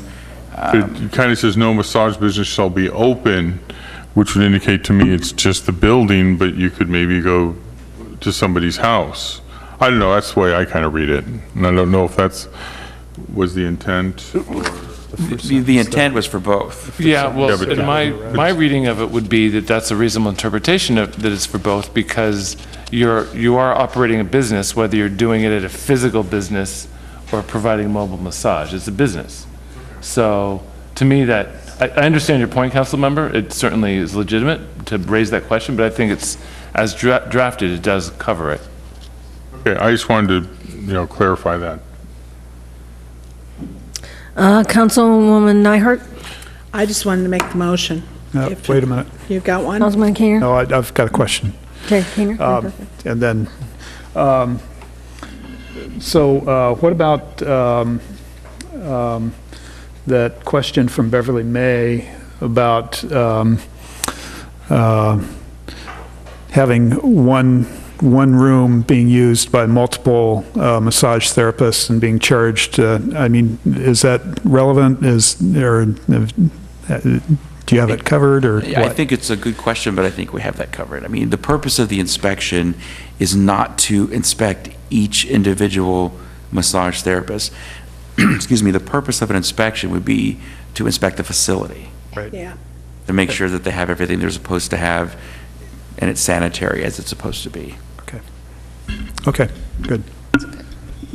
Councilmember Keener, got that? Nyhart, you finished? Sure.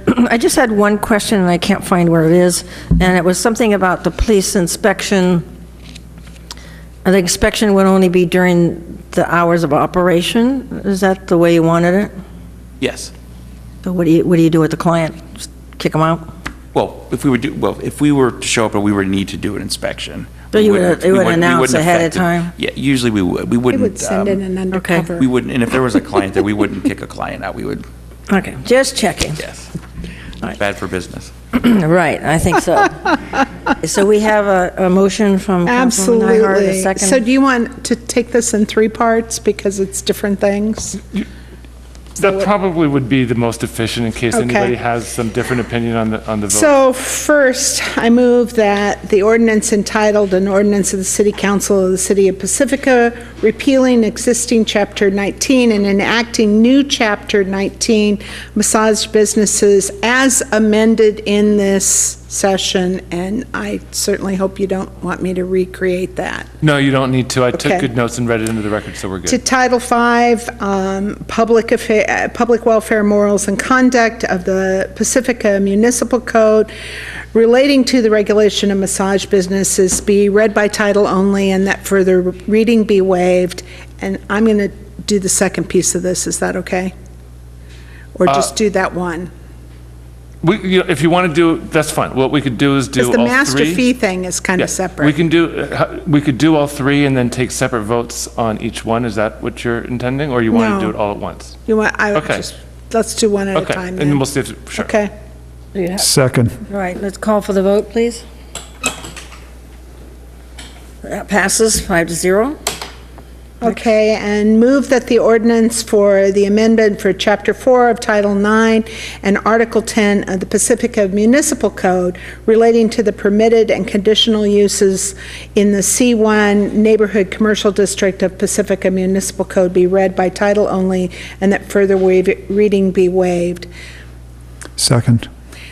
I will say before we take the vote, this is the only one that gave me some pause, because it's kind of, I liked it the way you guys were doing it before, but if they've accepted it, okay. Okay, call for the vote, please. And that passes 5-0. Next. And last, move to adopt a resolution amending the City of Pacifica master fee schedule to reflect the changes to the fees related to massage therapy permits. Second that. Call for the vote. And that passes 5-0. Thank you, everybody. We'll take a 1-minute break in between moving And persons. just to, I have to recuse myself on the last item. Oh, yeah. Okay. Because it's Palmetto, and it's within my 500-foot radius. So a quick shift. Oh, God. Just sitting there. That's why I go to massage therapy. Well, you're probably saving yourself an hour and a half. Best ordinance.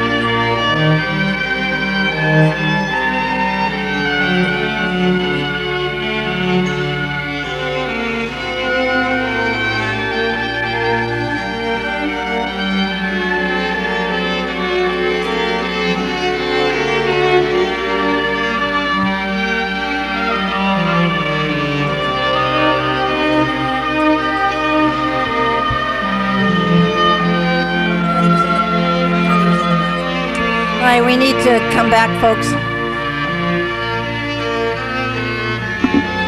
are on the last item, item 7, which is the Palmetto design.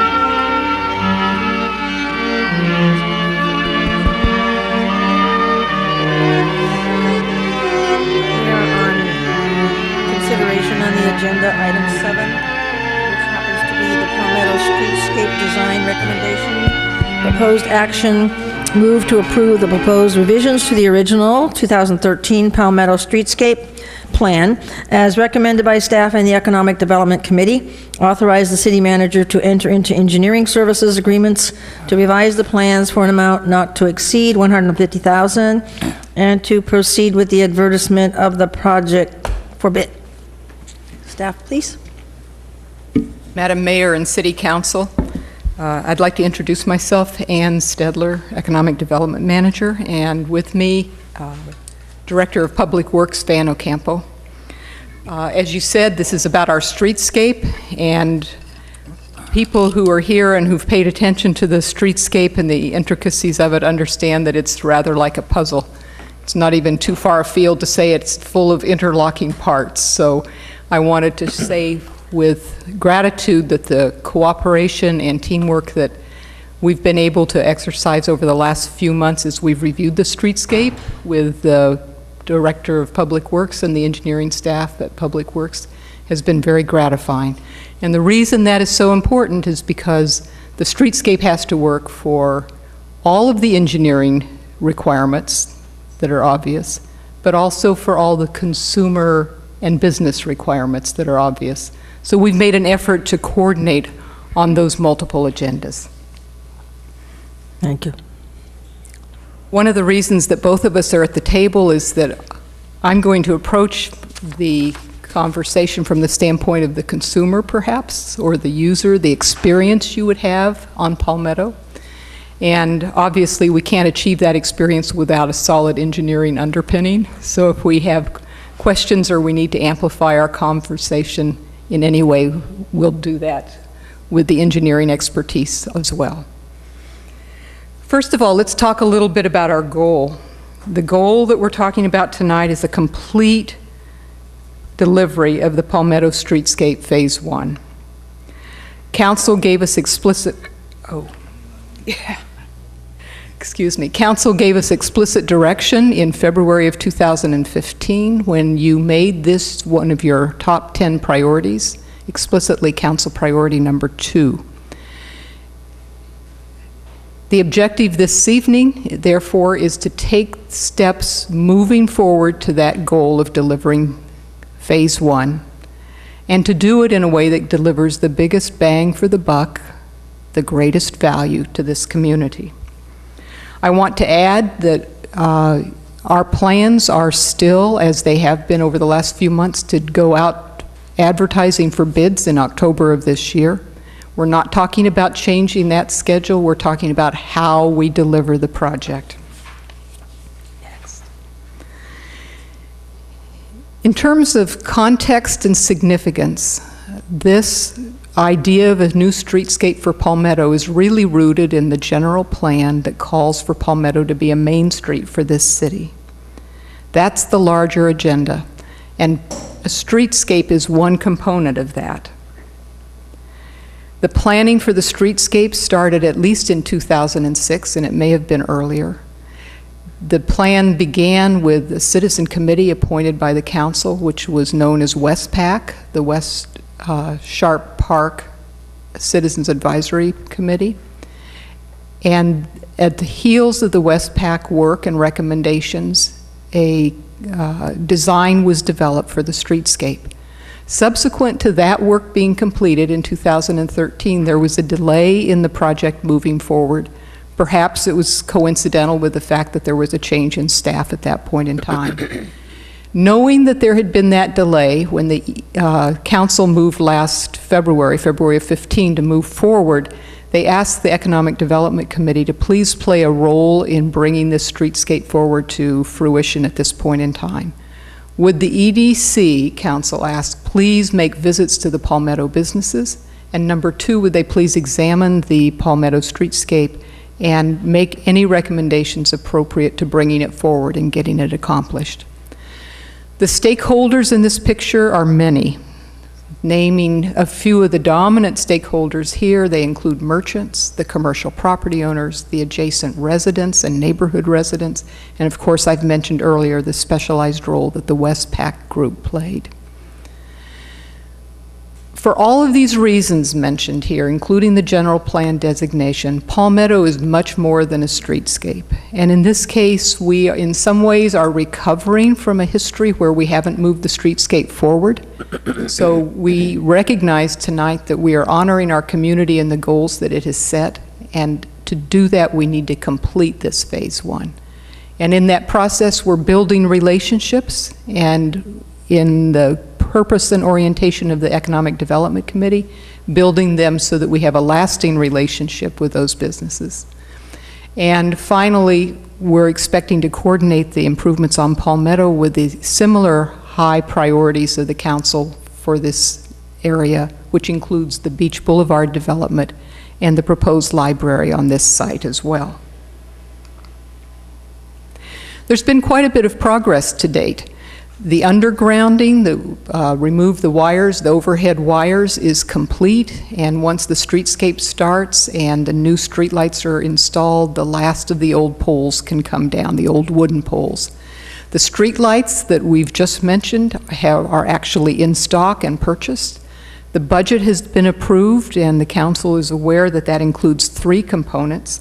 A $1 million component that was approved by CCAG, that is transportation money, $1.5 million that the City Council awarded, which is, or approved, which is sale proceeds from the Certificate of Participation, and another $375,000 that is excess ERAF. And then lastly, I've mentioned before that the original design work was completed, and that was done in 2013. That is the largest of the drawings that you see behind me, the one that stretches from Clarendon, nearest the north wall of the chambers, to Paloma, nearest the audience for the council session tonight. That original plan called for several components that are very important for us to review tonight, and they were the focus of some of the review that the staff did in these last few months as we geared up to launch the streetscape. First of all, that original plan calls for removing and rebuilding all sidewalks along Palmetto through that entire stretch. In other words, if you have an 8-foot wide sidewalk in front of your store, that sidewalk will be jackhammered out and completely replaced with new sidewalk, and there was an engineering reason for doing that. In addition, the plans called for building a new 4-foot wide band along the outer edge, the curb edge of that sidewalk, which would extend the total width of the sidewalk, and that 4-foot band would hold trees, street lights, and benches. When you move the curb and gutter out to expand the sidewalk, obviously you've got new curb and gutter as well, and the drainage systems have to be adjusted accordingly. The reason we go through all that detail is thinking about that much concrete work alerts all of us to the fact that that's expensive work, and it's a long construction period to handle that. Our concern as we looked at that work was that the merchant would deal with a long construction period, and our merchants are perhaps ill-prepared to deal with that kind of disruption. We're dealing, in our case, with single-owner merchants. We don't have corporate headquarters behind any one of those merchants to help them bear the cost of a long construction period. So our first concern and our caution is disruption to the businesses and to the customers. And staff wanted to bring this forward to council with the concern that that is perhaps too risky for a streetscape project that is designed and intended to support businesses. Furthermore, from a user point of view, it could be considered unnecessary. And why is that? The existing sidewalks are in fact in good condition. We have no tripping hazards on Palmetto, and we've walked it to double check that that's the case. In addition, The width of the sidewalks are ample for a walkable retail street, and in a few minutes I'll show you some photographs of sidewalks on retail streets throughout the Bay Area so that you can get a sense of comparison. And lastly, our sidewalks as they exist now are in good shape and can be expected to last another several decades. Now there's another reason replacing those sidewalks is unnecessary. What's important in a streetscape is what people see visually. It's what your eye goes to. It's typically the store windows, it's the signage, it's the landscaping, it may be some kind of fancy bike rack and the bikes that are parked there, it's certainly other shoppers. These are the things that we look at. Streetlights, for instance, especially the new decorative ones that we'll be putting in, are visually attractive, and the banners on them will be visually attractive. But think for a moment of how rarely we look at sidewalk when we walk a retail street. So again, in terms of bang for the buck, that expense wasn't getting us much. So the first question we asked ourselves as staff is, can the existing sidewalks in fact be used? And our answer was yes, in most places they can be.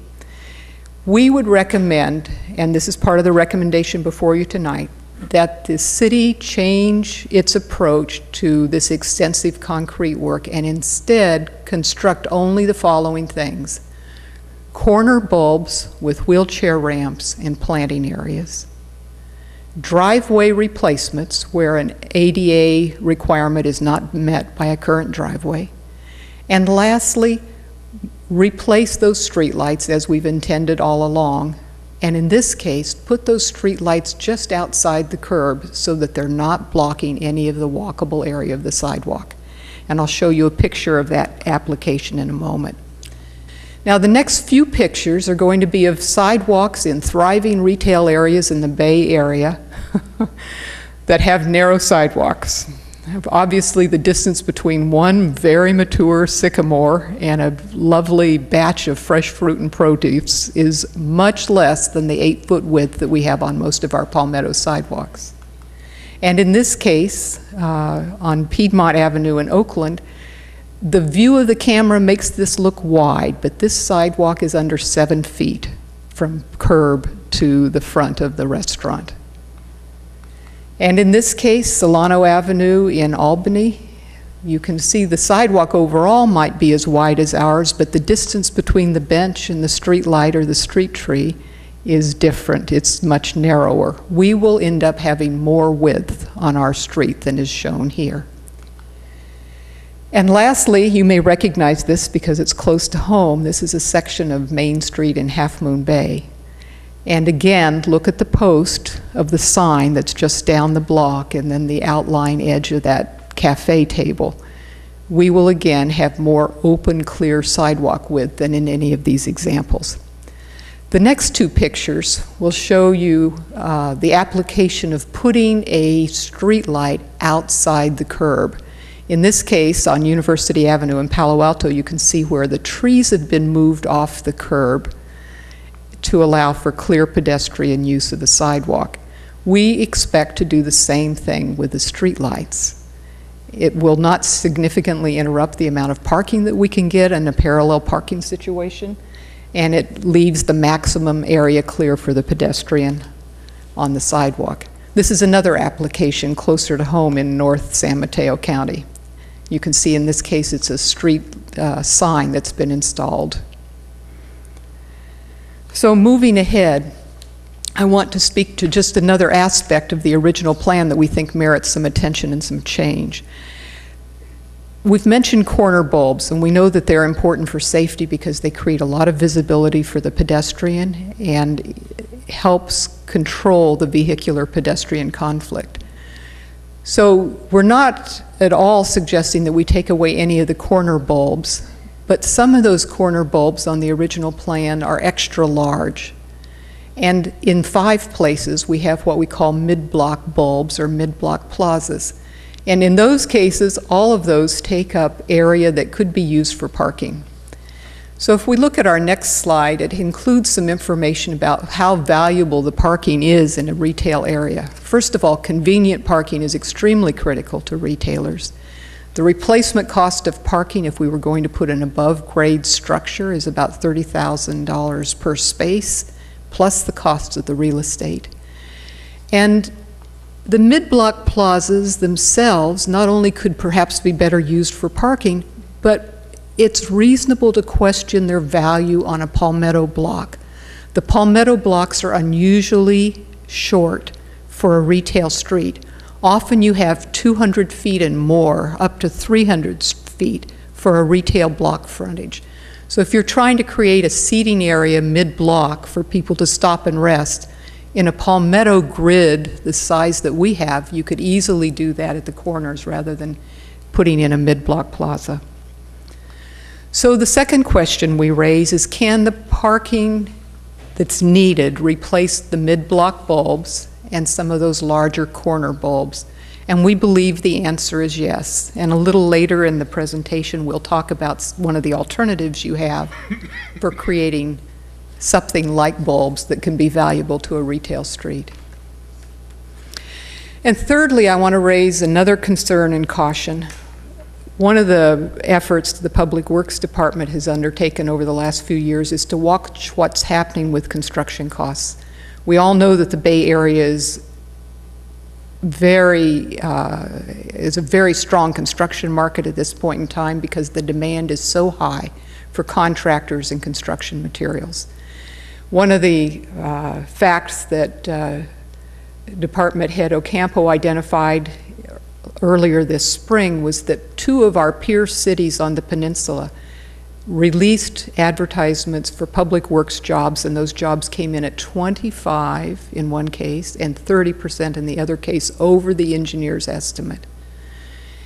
In fact, the market is so competitive that Pacifica's retaining wall job, as you know, got no bids at all.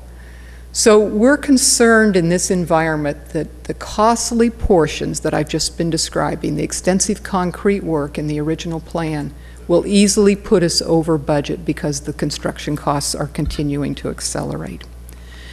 Knowing this, we wanted to raise the question, if we were to approve as a council the first and second recommendations that I've talked about tonight, would that free up enough project funds that we are likely to be able to complete all of phase 1? And we believe the answer is yes. So knowing that, we wanted to go on and talk about where does that major set of recommendations leave us. In terms of landscaping, we, in our walks with the Economic Development Committee to the merchants, we talked about what was important to them in the old original landscaping plan. And we talked about their perception of trees and landscape materials on Palmetto. Repeatedly, the merchants said several things to us. One is that they had difficulty growing plants outside their shops on Palmetto, and they knew that the plants that we have so far, the trees that we have so far, are the lollipop-type New Zealand Christmas trees that are in the northern 2 blocks of Palmetto. The idea that was part of the original plan of having large canopied trees march down Palmetto seemed to be inappropriate to the people that we talked about, both in terms of the landscape architects we reached, in terms of the tests that the Department of Public Works had done on this property, on the Palmetto frontage, and in terms of what the merchant's own experience had been. The issue was the wind and the salt air was too close to Palmetto. And if you compare that with the distance that Half Moon Bay has between its main street and the ocean frontage, you can tell there's quite a bit of difference. And the last issue is an issue that's not at all unique to Palmetto. In business districts everywhere, merchants chafe against the tree coverage that obscures business visibility and business signage. So for those reasons, and also for the climatic reasons where merchants would say to us, when we do get sun on Palmetto, we like it, we don't want shade to block it, we're recommending tonight that we move to landscaping that's more typical of what you see in the foreground of this picture. Low plants, carefully chosen for the street. Merchants repeatedly said, I want it to look good, I want it to be planned, I want it to be consistent. And make the most of plants that we know we can manage and control. This view gives you a comparison of what it's like to see a building without street trees and then what it's like to see street trees in front of other parts of the building. So you can see that if we pay attention to the frontage of our buildings, we in fact can have a very desirable main street. We've talked about streetlights earlier, but just for the record, I wanted to say what we've bought are the same as the streetlights that are currently installed on the pier. They're pedestrian scale, which means they're the light's approximately 8 foot. There would be about 50 to 55 of them in total. That would be between 4 and 5 per block. They all have power for festival lighting built into the streetlight pole. They have banner mounts built in, and this will be one of the most highly visible improvements we have. It's not unreasonable to call street lighting transformative, whether it's by day with just the artistry of the pole and the banner, or whether it's the lighted fixture at night. If we don't put in the 4-foot band that was part of the original plan that I mentioned at the beginning of this presentation, we've got 4 feet on both sides, both the northbound and southbound side of the street, that can be deployed into bike paths. This is great in terms of the retail fabric of the street because it invites people, it invites activity. It's a healthier lifestyle, which is obviously one of the points of attraction for Pacifica in any case. And we want to welcome residents as well as distant bicyclers to our retail street. This is an example of the kind of identification that is available now in cities all across the country, and certainly we would expect to do the same thing here. And next, I promised that at one point in this program I would talk about an alternative to mid-block plazas. Parklets is the name that's given to a rather innovative and new program where retailers and cities have experimented and found favor with putting platforms in the parking area of a retail street. The parklets, let's go forward to look something like this, and we've got a set of 3 of them here that you can take a look at for comparison's sake. They're optional, you don't have to do them. They're temporary and they can be seasonal in nature. They can respond to the changing retail. If a store enters and needs a parklet for a cafe, the city's in a position to consider that at that point in time. And they also create space for multiple activities, as you've seen with these slides. They give us the ability on a temporary, fluctuating basis to balance the needs for parking and the needs and opportunity for activity spilling out onto the street. And lastly, let me say that most of the features that we've talked about tonight have to do with the nuts and bolts of a streetscape. It's not the exciting part of public art, it's not the exciting part of sculpture or something that might be a landmark on our street. So let's talk for a minute about the kinds of things that the Palmetto streetscape includes in future phases. There's an opportunity to do something that might be called unique landmarks. Think about AT&T Park and how many times it might be easy to say to your friends, meet me at the Willie Mays statue. We all know where it is. The arch that's proposed in the Palmetto streetscape would be an example of such a fixture. And in addition, the professionals who've come to help us think through the opportunities on Palmetto have pointed out that 1 block east of where we're sitting at the corner of Montecito and Palmetto, there are 2 profound opportunities visually. If you think of yourself at that intersection going south towards the golf course, do you remember what it looks like? The view is incredible. You see not only the hills in the distance, but you see the green of the golf course and the arch of the Monterey cypress at the edge of the golf course. Once those overhead wires come down, that view will be profound. So that's something we look forward to, a way to feature that, a way to make the most of it. The other gem at that corner is in the other direction. If you're going northbound from the golf course, you look right at the exterior wall of the building that houses the bait shop and our Florey's bookstore and Reflections hair salon. That broad expanse of building is a perfect opportunity for a mural, a mosaic, a flat piece of sculpture against that building. So we want to take an opportunity to make the most of both of those visual opportunities. And if you look behind me, it'll illustrate why this is so important. Both in the aerial closest to you and in the plan set that Van is pointing to, you can see how the road turns there. We don't have a straight shot, and that's really creating an opportunity for us to do something memorable on Palmetto. So that, in addition to the arch, is something that you can look forward to. And lastly, many of you will remember that the history of the Sharp Park neighborhood was a key effort, a key focus for many people who were involved in the early planning.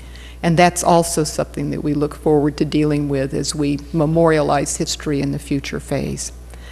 And in that context, I want to say that the volunteers, both past and present, are important to Palmetto Streetscape. Yes, here we go, Willie Mays. This illustrates some of the things we were just talking about. So going back again to the volunteers, as you... Oh, that's good. Okay. I wanted to share with you, and you may have noticed in the staff report, that we enumerated several of the people and groups who've come forward during the preparation for the Palmetto Streetscape. We've had people volunteer to work with us on sourcing banner fabric because they're in the business of fabric purchases wholesale. We've had people offer to help us fabricate the arch. We've had people volunteer to put together again the former block captain program that gets word out on the streetscape to the businesses quickly.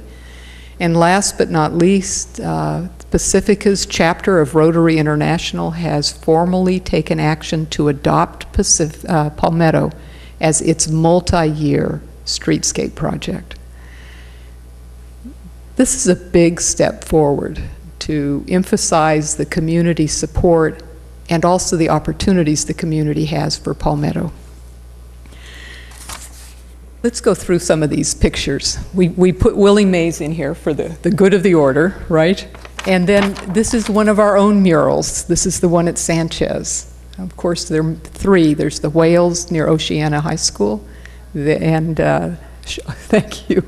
And then there's also the other mural that's just been finished on Crespi. So we have the beginnings of a great tradition here.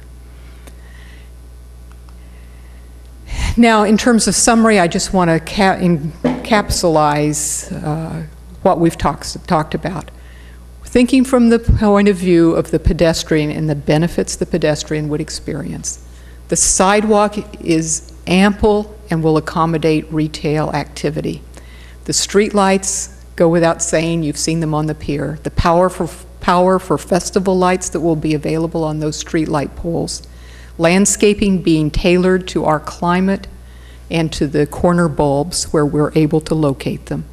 The opportunities for outdoor cafes or activity spaces through parklets. And lastly, our commitment to keeping the maximum width clear on our sidewalks and to restoring safety standards required by ADA for wheelchairs, at driveways and at corner bulbs, and also for bicycles on our street. This is our way of saying, in all respects, the public is welcome to enjoy a walking afternoon on Palmetto.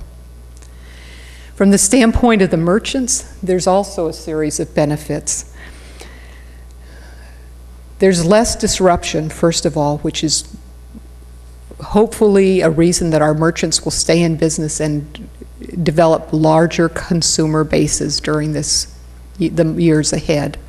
The landscaping itself is a key interest to the merchants in terms of providing beauty, interest, color, and softness on the street, still maintaining storefront visibility, and still making the most of our sunlight for pedestrians. And then lastly, of course, the parklets, where they can expand if their business is ready to spill onto the sidewalk. And lastly, I want to talk a little bit about the safety benefits, ADA standards, the corner bulbs, the bike lanes. One of our last stakeholder groups for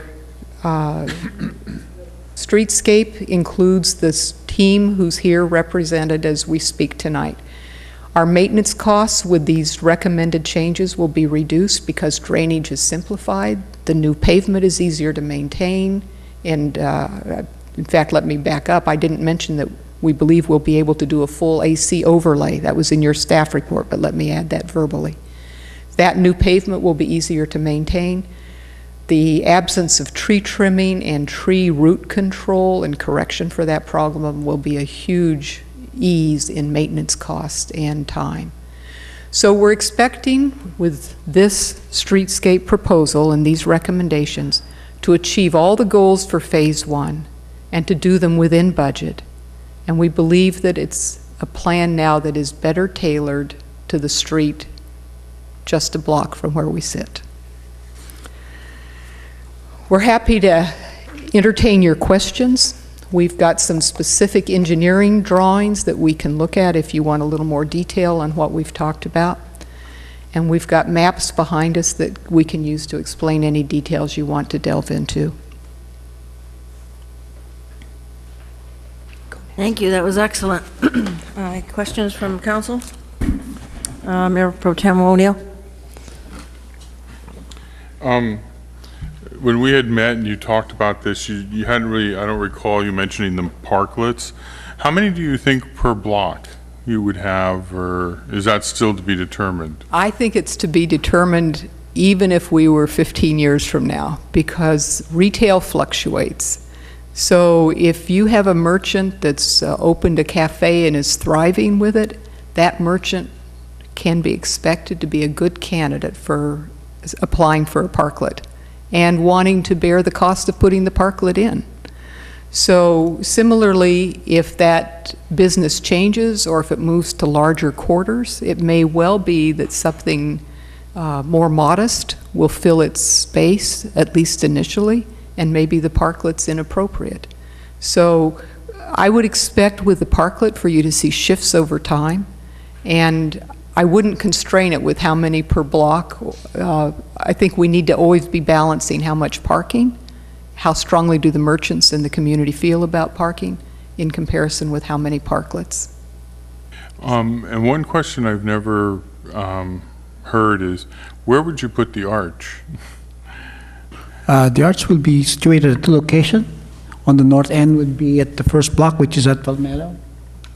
Okay.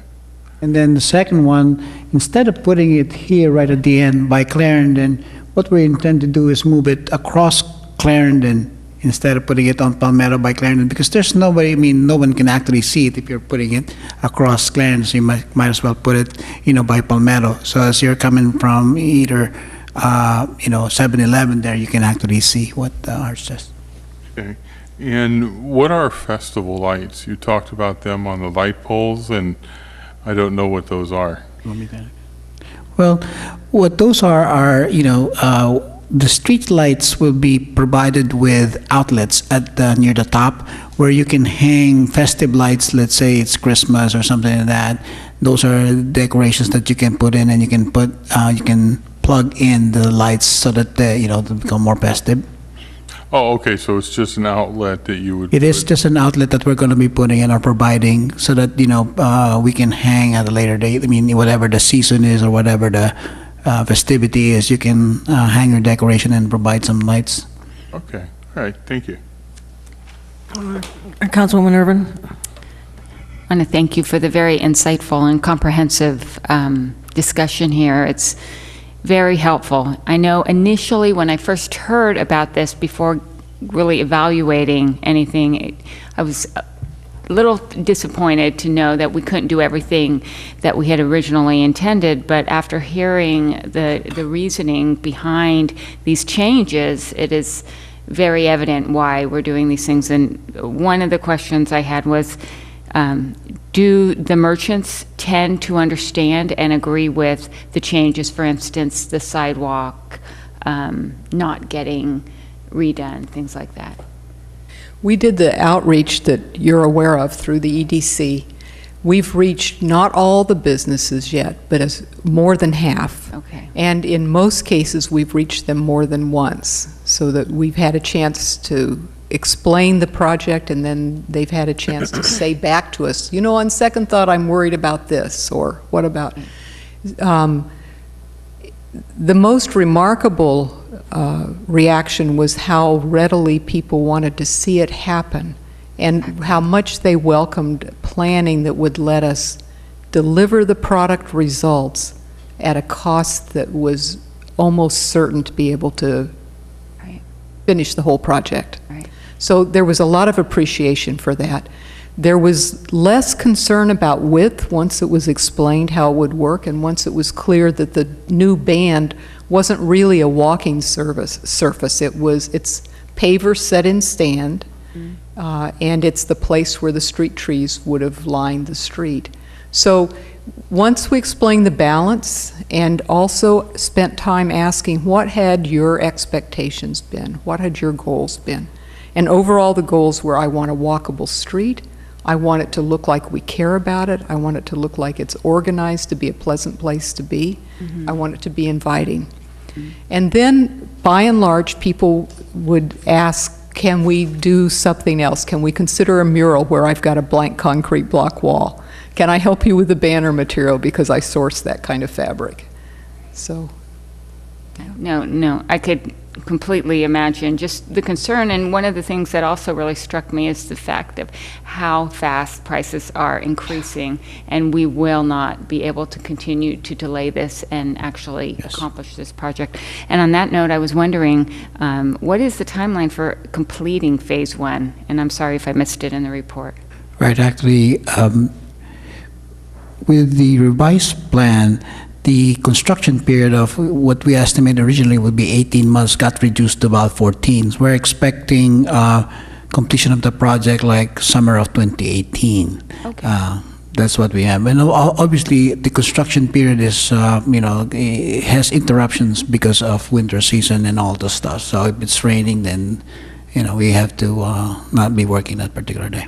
Okay, great. And the other issue that I was a bit concerned with initially was the planting, the landscaping, because I think it is really important for multiple reasons to have a lot of greenery around us.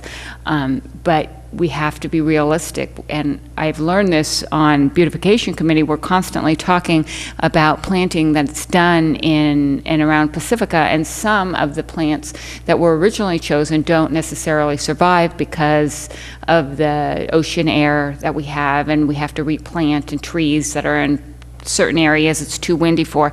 So I have grown to really appreciate this idea of using native landscaping and that type of design instead of the palm trees or the Christmas trees. I can't remember what they were called. New Zealand Christmas trees. New Zealand Christmas trees. So I appreciate, again, all of the analysis that has gone into this. It's really important, and I also appreciate the citizens being open to really examine and think about the changes that are being made. So, thank you.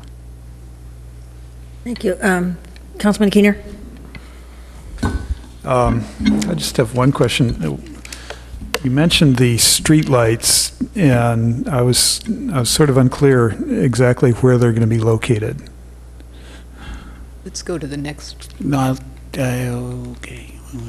This, I'll use words while we find the picture. The street lights would be off the curb, right in the edge of the lane where the cars would be parallel parking. Okay. So we would place those where the nose of one car meets the end of the other car, and they would be surrounded by a curb that would protect the light. So how much space will they? How much space will they take up? Extending out into the parking area.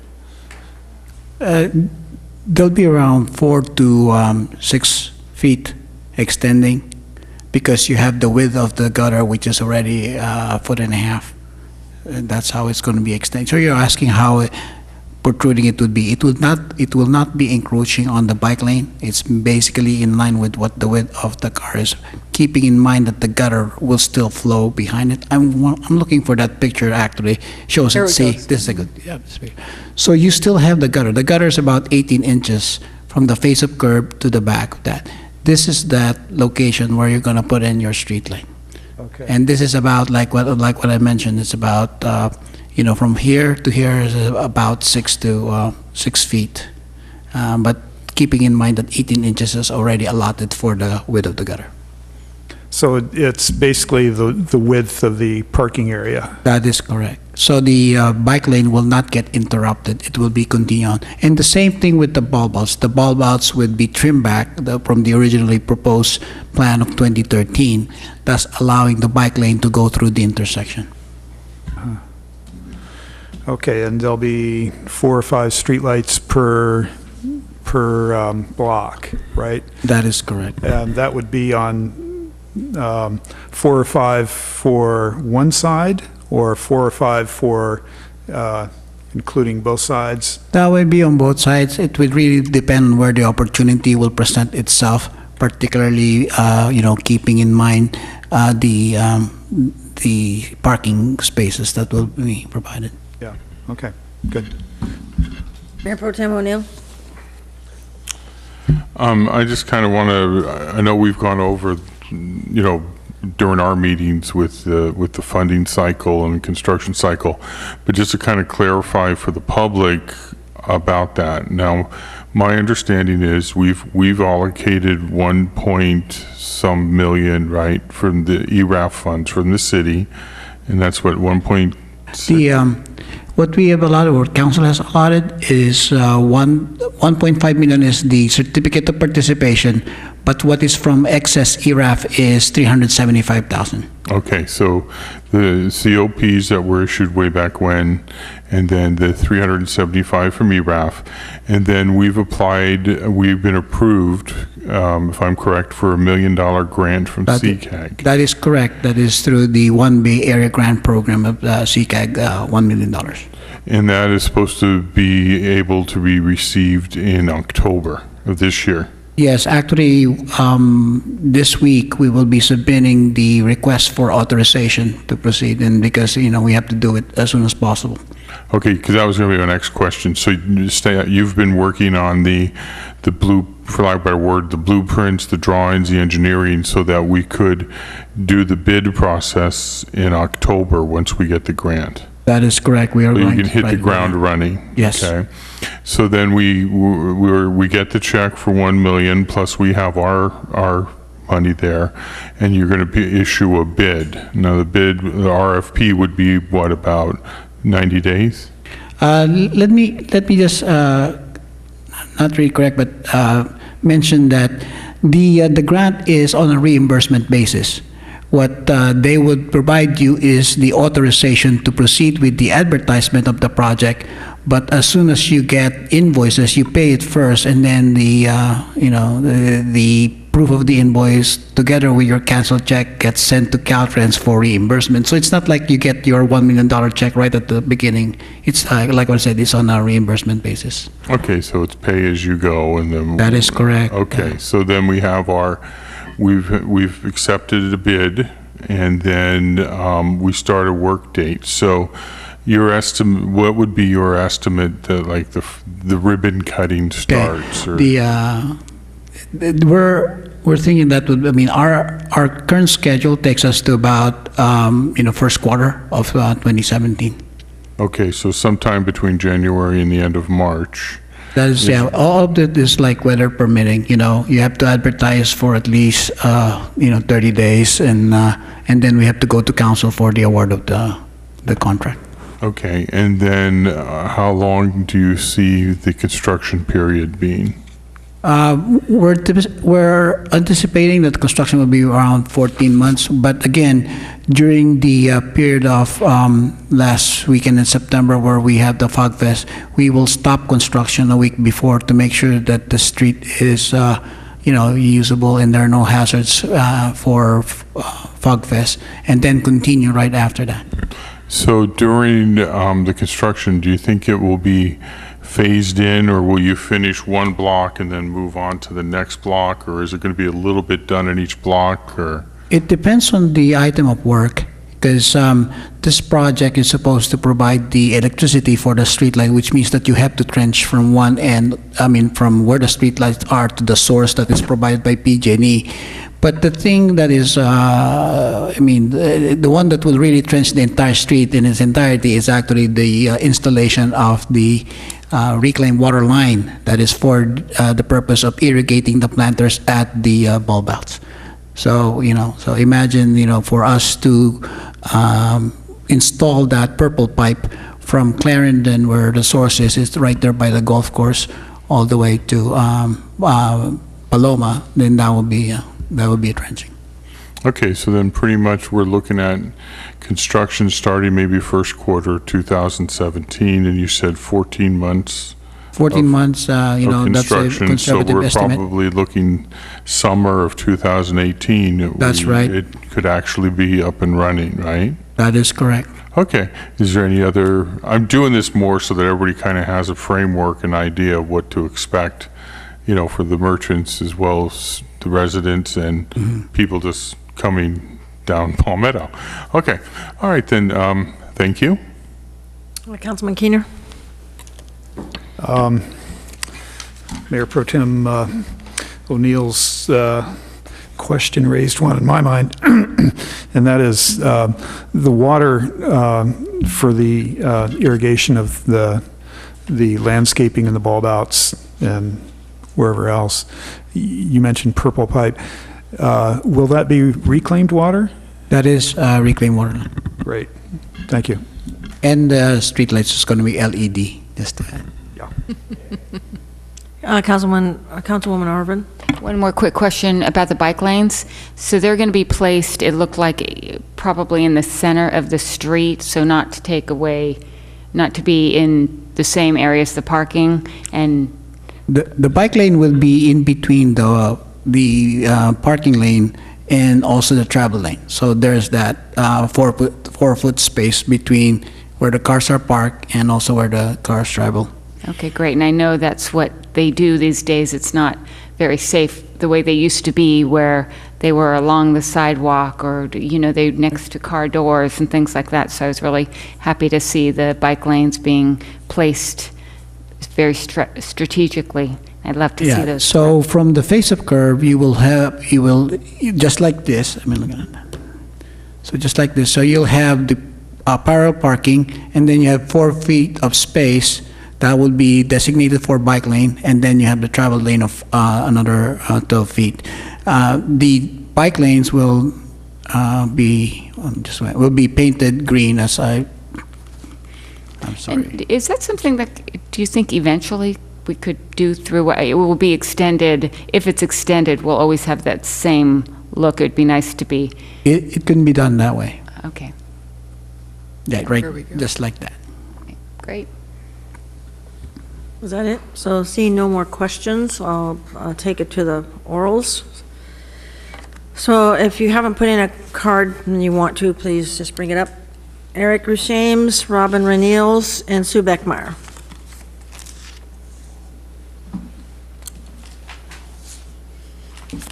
Good evening, council and staff. I just want to say, as a 40-plus year resident of Sharp Park, this is so long overdue and so great to see you moving forward on it. I walk down here almost every day, and it's going to be a great main street, and I appreciate the effort that's gone into doing it. I also think that it's important in several other ways, putting on my library advocate hat, that the revitalization of West Sharp Park and connecting it to the library and the Beach Boulevard project are going to be a huge boost to the community for not just the services it can provide, but for the economic revitalization and how important that is. And then lastly, I think it's important because, earlier in this meeting, the council and staff took deserved kudos for improving our financial standing, and that came from actually taking care of the things that you said you were going to take care of and doing the things you said you were going to do. And I think this is an example of another way of doing that, of improving the city's credibility with the community by actually finishing projects that we started and actually making the improvements to the community that we as a community want and that you as a leadership of the community started. So I'm just delighted to see this moving forward, and thanks to the folks in West Sharp Park who've done the hard work and the staff who's done the hard work, because this will be great to see. Thank you. Thank you. Robin Renils?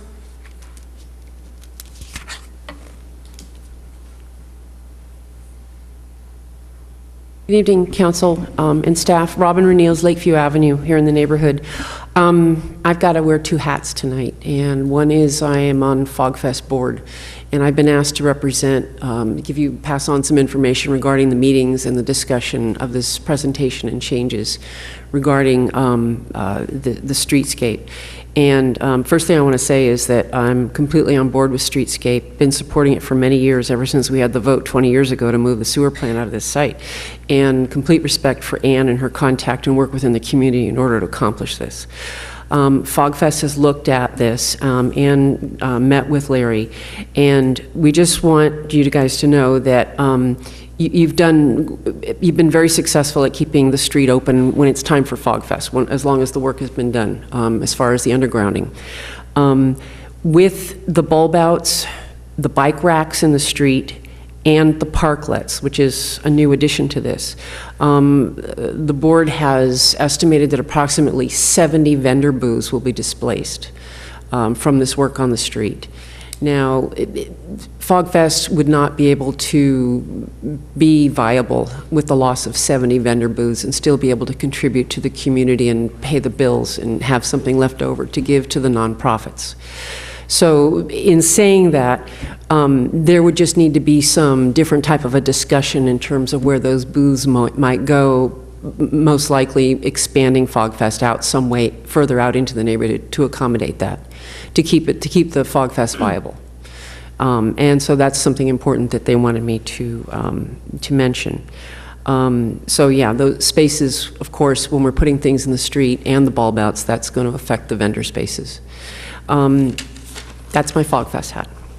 Okay, the neighborhood hat and a former member of Westpac, to me, I agree. I am sad at the loss of trees, but to me, the future of the street and the success of it comes from the aesthetics. And again, with all the respect to what Ann has presented to you, I feel right now that our sidewalks are ugly. I feel that our street looks bad. If the street's going to be repaved, I'm suggesting some work go into working on the existing sidewalk to make it more aesthetic, because in my opinion, aesthetics is what's going to bring businesses, bring the success and bring people to the neighborhood, but also bring in new businesses here. So without the aesthetics, and again, a new sidewalk would have a new look to it. Existing sidewalks, I think, are just really in bad shape. So I'm going to give you some information. I'm not going to talk about it. It's the pictures. The pictures say everything that I can't possibly express here. So I'm going to pass this out to everyone to get a copy of it. And this is inspiration, and I think it's more of stuff for phase 2, but it's something to keep in our minds, and I really want the aesthetics to be out front in all of this. Sidewalks can be smaller, but again, we've got to clean them up. They've got to look good too. Thank you. Thank you. Sue Beckmeyer? You here? Oh, no. If there's anybody else, please bring the card up. Thank you.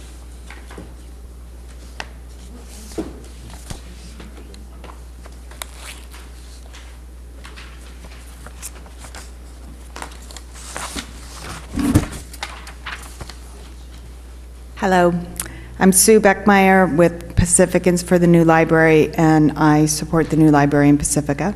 So wearing that hat, I am pleased to throw my support behind adopting the proposed changes and moving forward with the streetscape as described tonight. I would like to, as a citizen, add another note, wearing I've only lived here for 23 years, so I'm a newbie, hat, and add to, I think, Ann's one of her first slides tonight, where she was describing the stakeholders for this project. And while I certainly see the businesses as a major stakeholder, and I think the West Sharp Park neighborhood in general, I would like to propose that every citizen of Pacifica is a stakeholder in this, and we can all be proud of our Main Street, of Palmetto Avenue, and what we will be able to benefit as citizens and our visitors.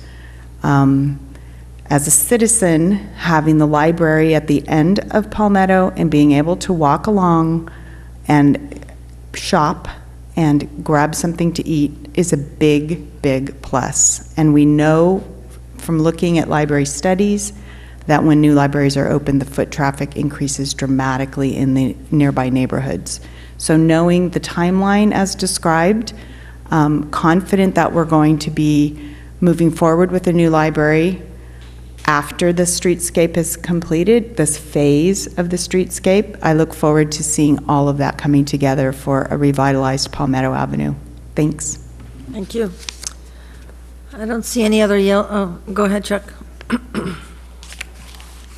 Hi, Chuck Evans. I'm speaking as just a citizen right now, but I really like the idea of the scaled down version because some years ago, and you probably know this already, some years ago Burlingame did the same thing, a major streetscape remodel. And I know for a fact it killed several small businesses during that period of time. And I don't want to see that happen here. And I think the scaled down version is an excellent idea. The concrete work alone in front of your business would be not received very well. So I think it's a great idea. It looks wonderful. And the other part too is the little parklets. Millbrae is doing that right now currently in front of the Trader Joe's area and there on Broadway. So I've seen what they look like down there, and it's a neat idea. It's a really neat idea. But the idea of it being movable is also neat too, because as Ann said, the businesses come and go. So, and I'll get a card up to you. Thank you. Thank you. Thank you very much. Anybody else? Seeing nobody, I'll bring it back to council. Councilwoman Irvin. And and both of you, I was just wondering if you could comment on Robin's comment regarding the Fog Fest and taking away 73 spots and what types of things we might be able to do to accommodate that issue.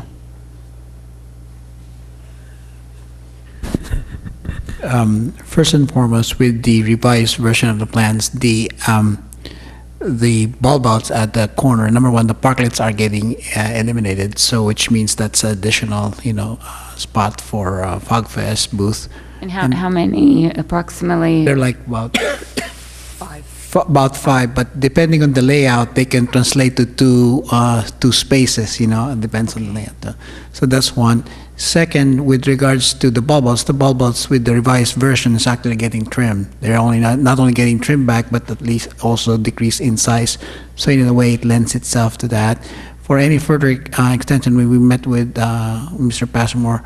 The idea that he mentioned was to extend Fogfest further north in front of IBL and to make up for that loss at the corners. Okay, great, thank you.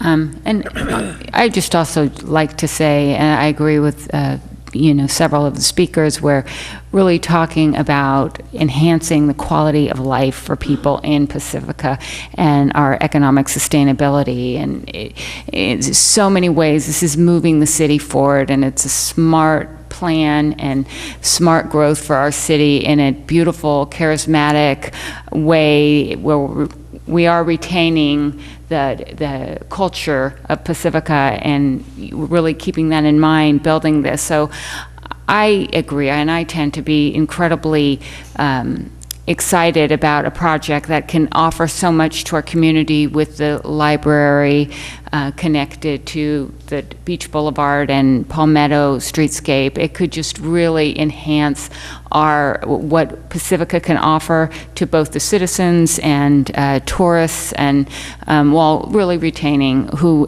and what we are. So I'm really excited and hopeful about the whole project. Thank you. Mayor Pro Tem O'Neill. John was first. Whichever. Well, first of all, the new plans are just a marked improvement, I think. First of all, the concrete work. You didn't mention some of the things that you mentioned to me the other day, that under the old plan, the storm sewers would have to be moved and, everything retrenched for them and so on and so forth. So it's really a tremendous amount of work that is going to be avoided by this new plan. And I think it's carefully thought through, and so I commend you for that. Now, as you know, as probably some of you know anyway, I voted against the streetscape project several times, and I will again, even though I think this one is better. And the reason I will is because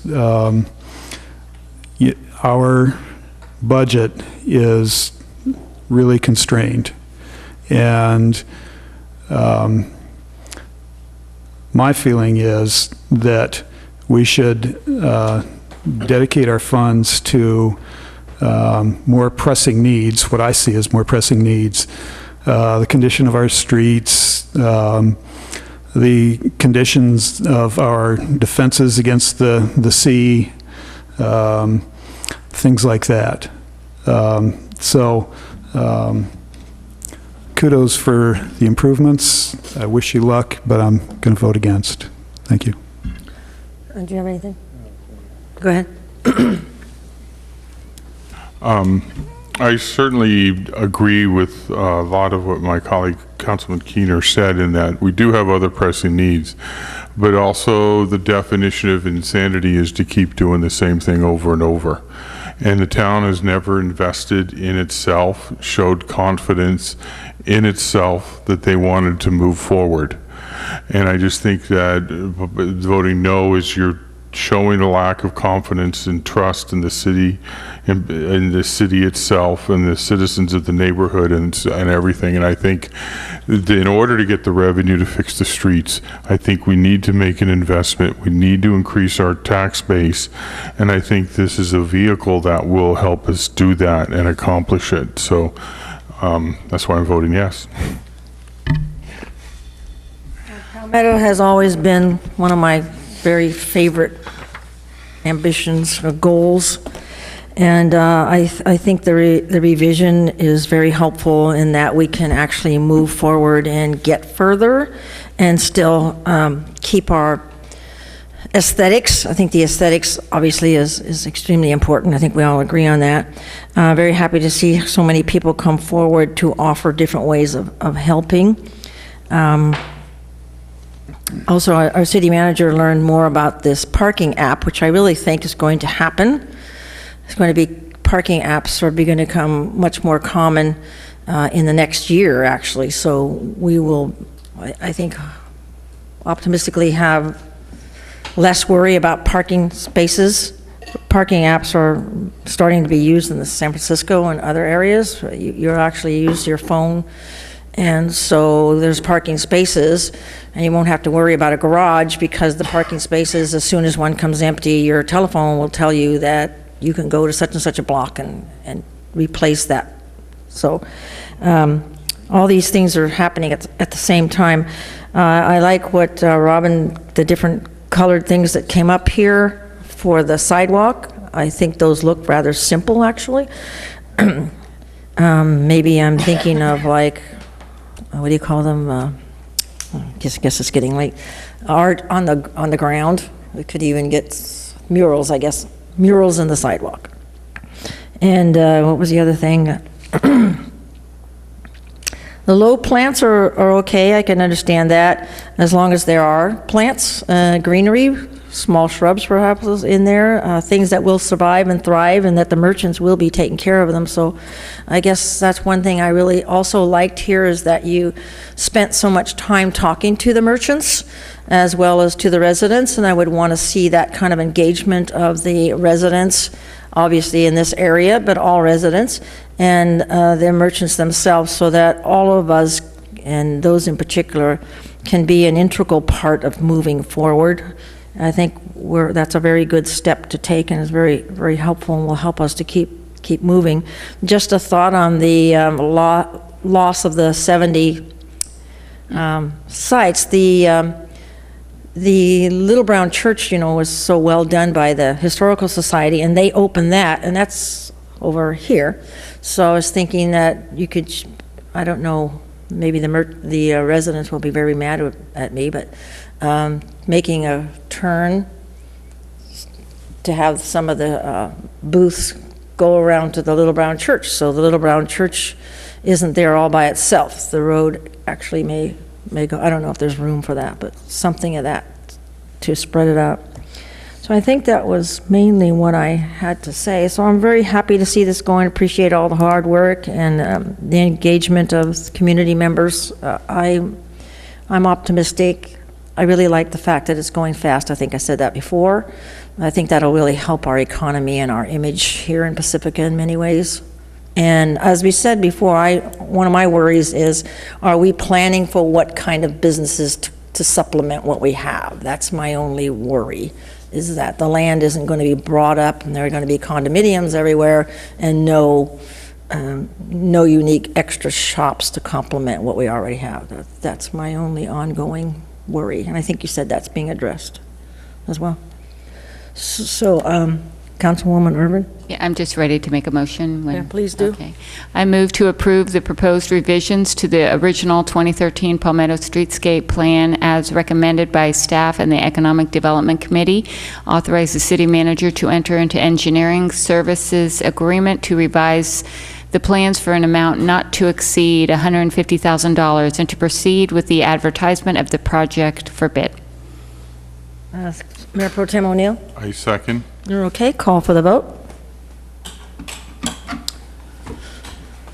And that is 3-1 with one abstention, and that's a go, right? We're okay this time? Okay. All right. Okay, so I think that's it. So the council itself will be on recess. Work doesn't stop happening in the city, that's for sure, even among us. And so we won't see you until 9/12. And so take care of yourselves, and best wishes to everybody. Yeah, it is. Yeah, you probably will be, I guess. I didn't think about that part. I just think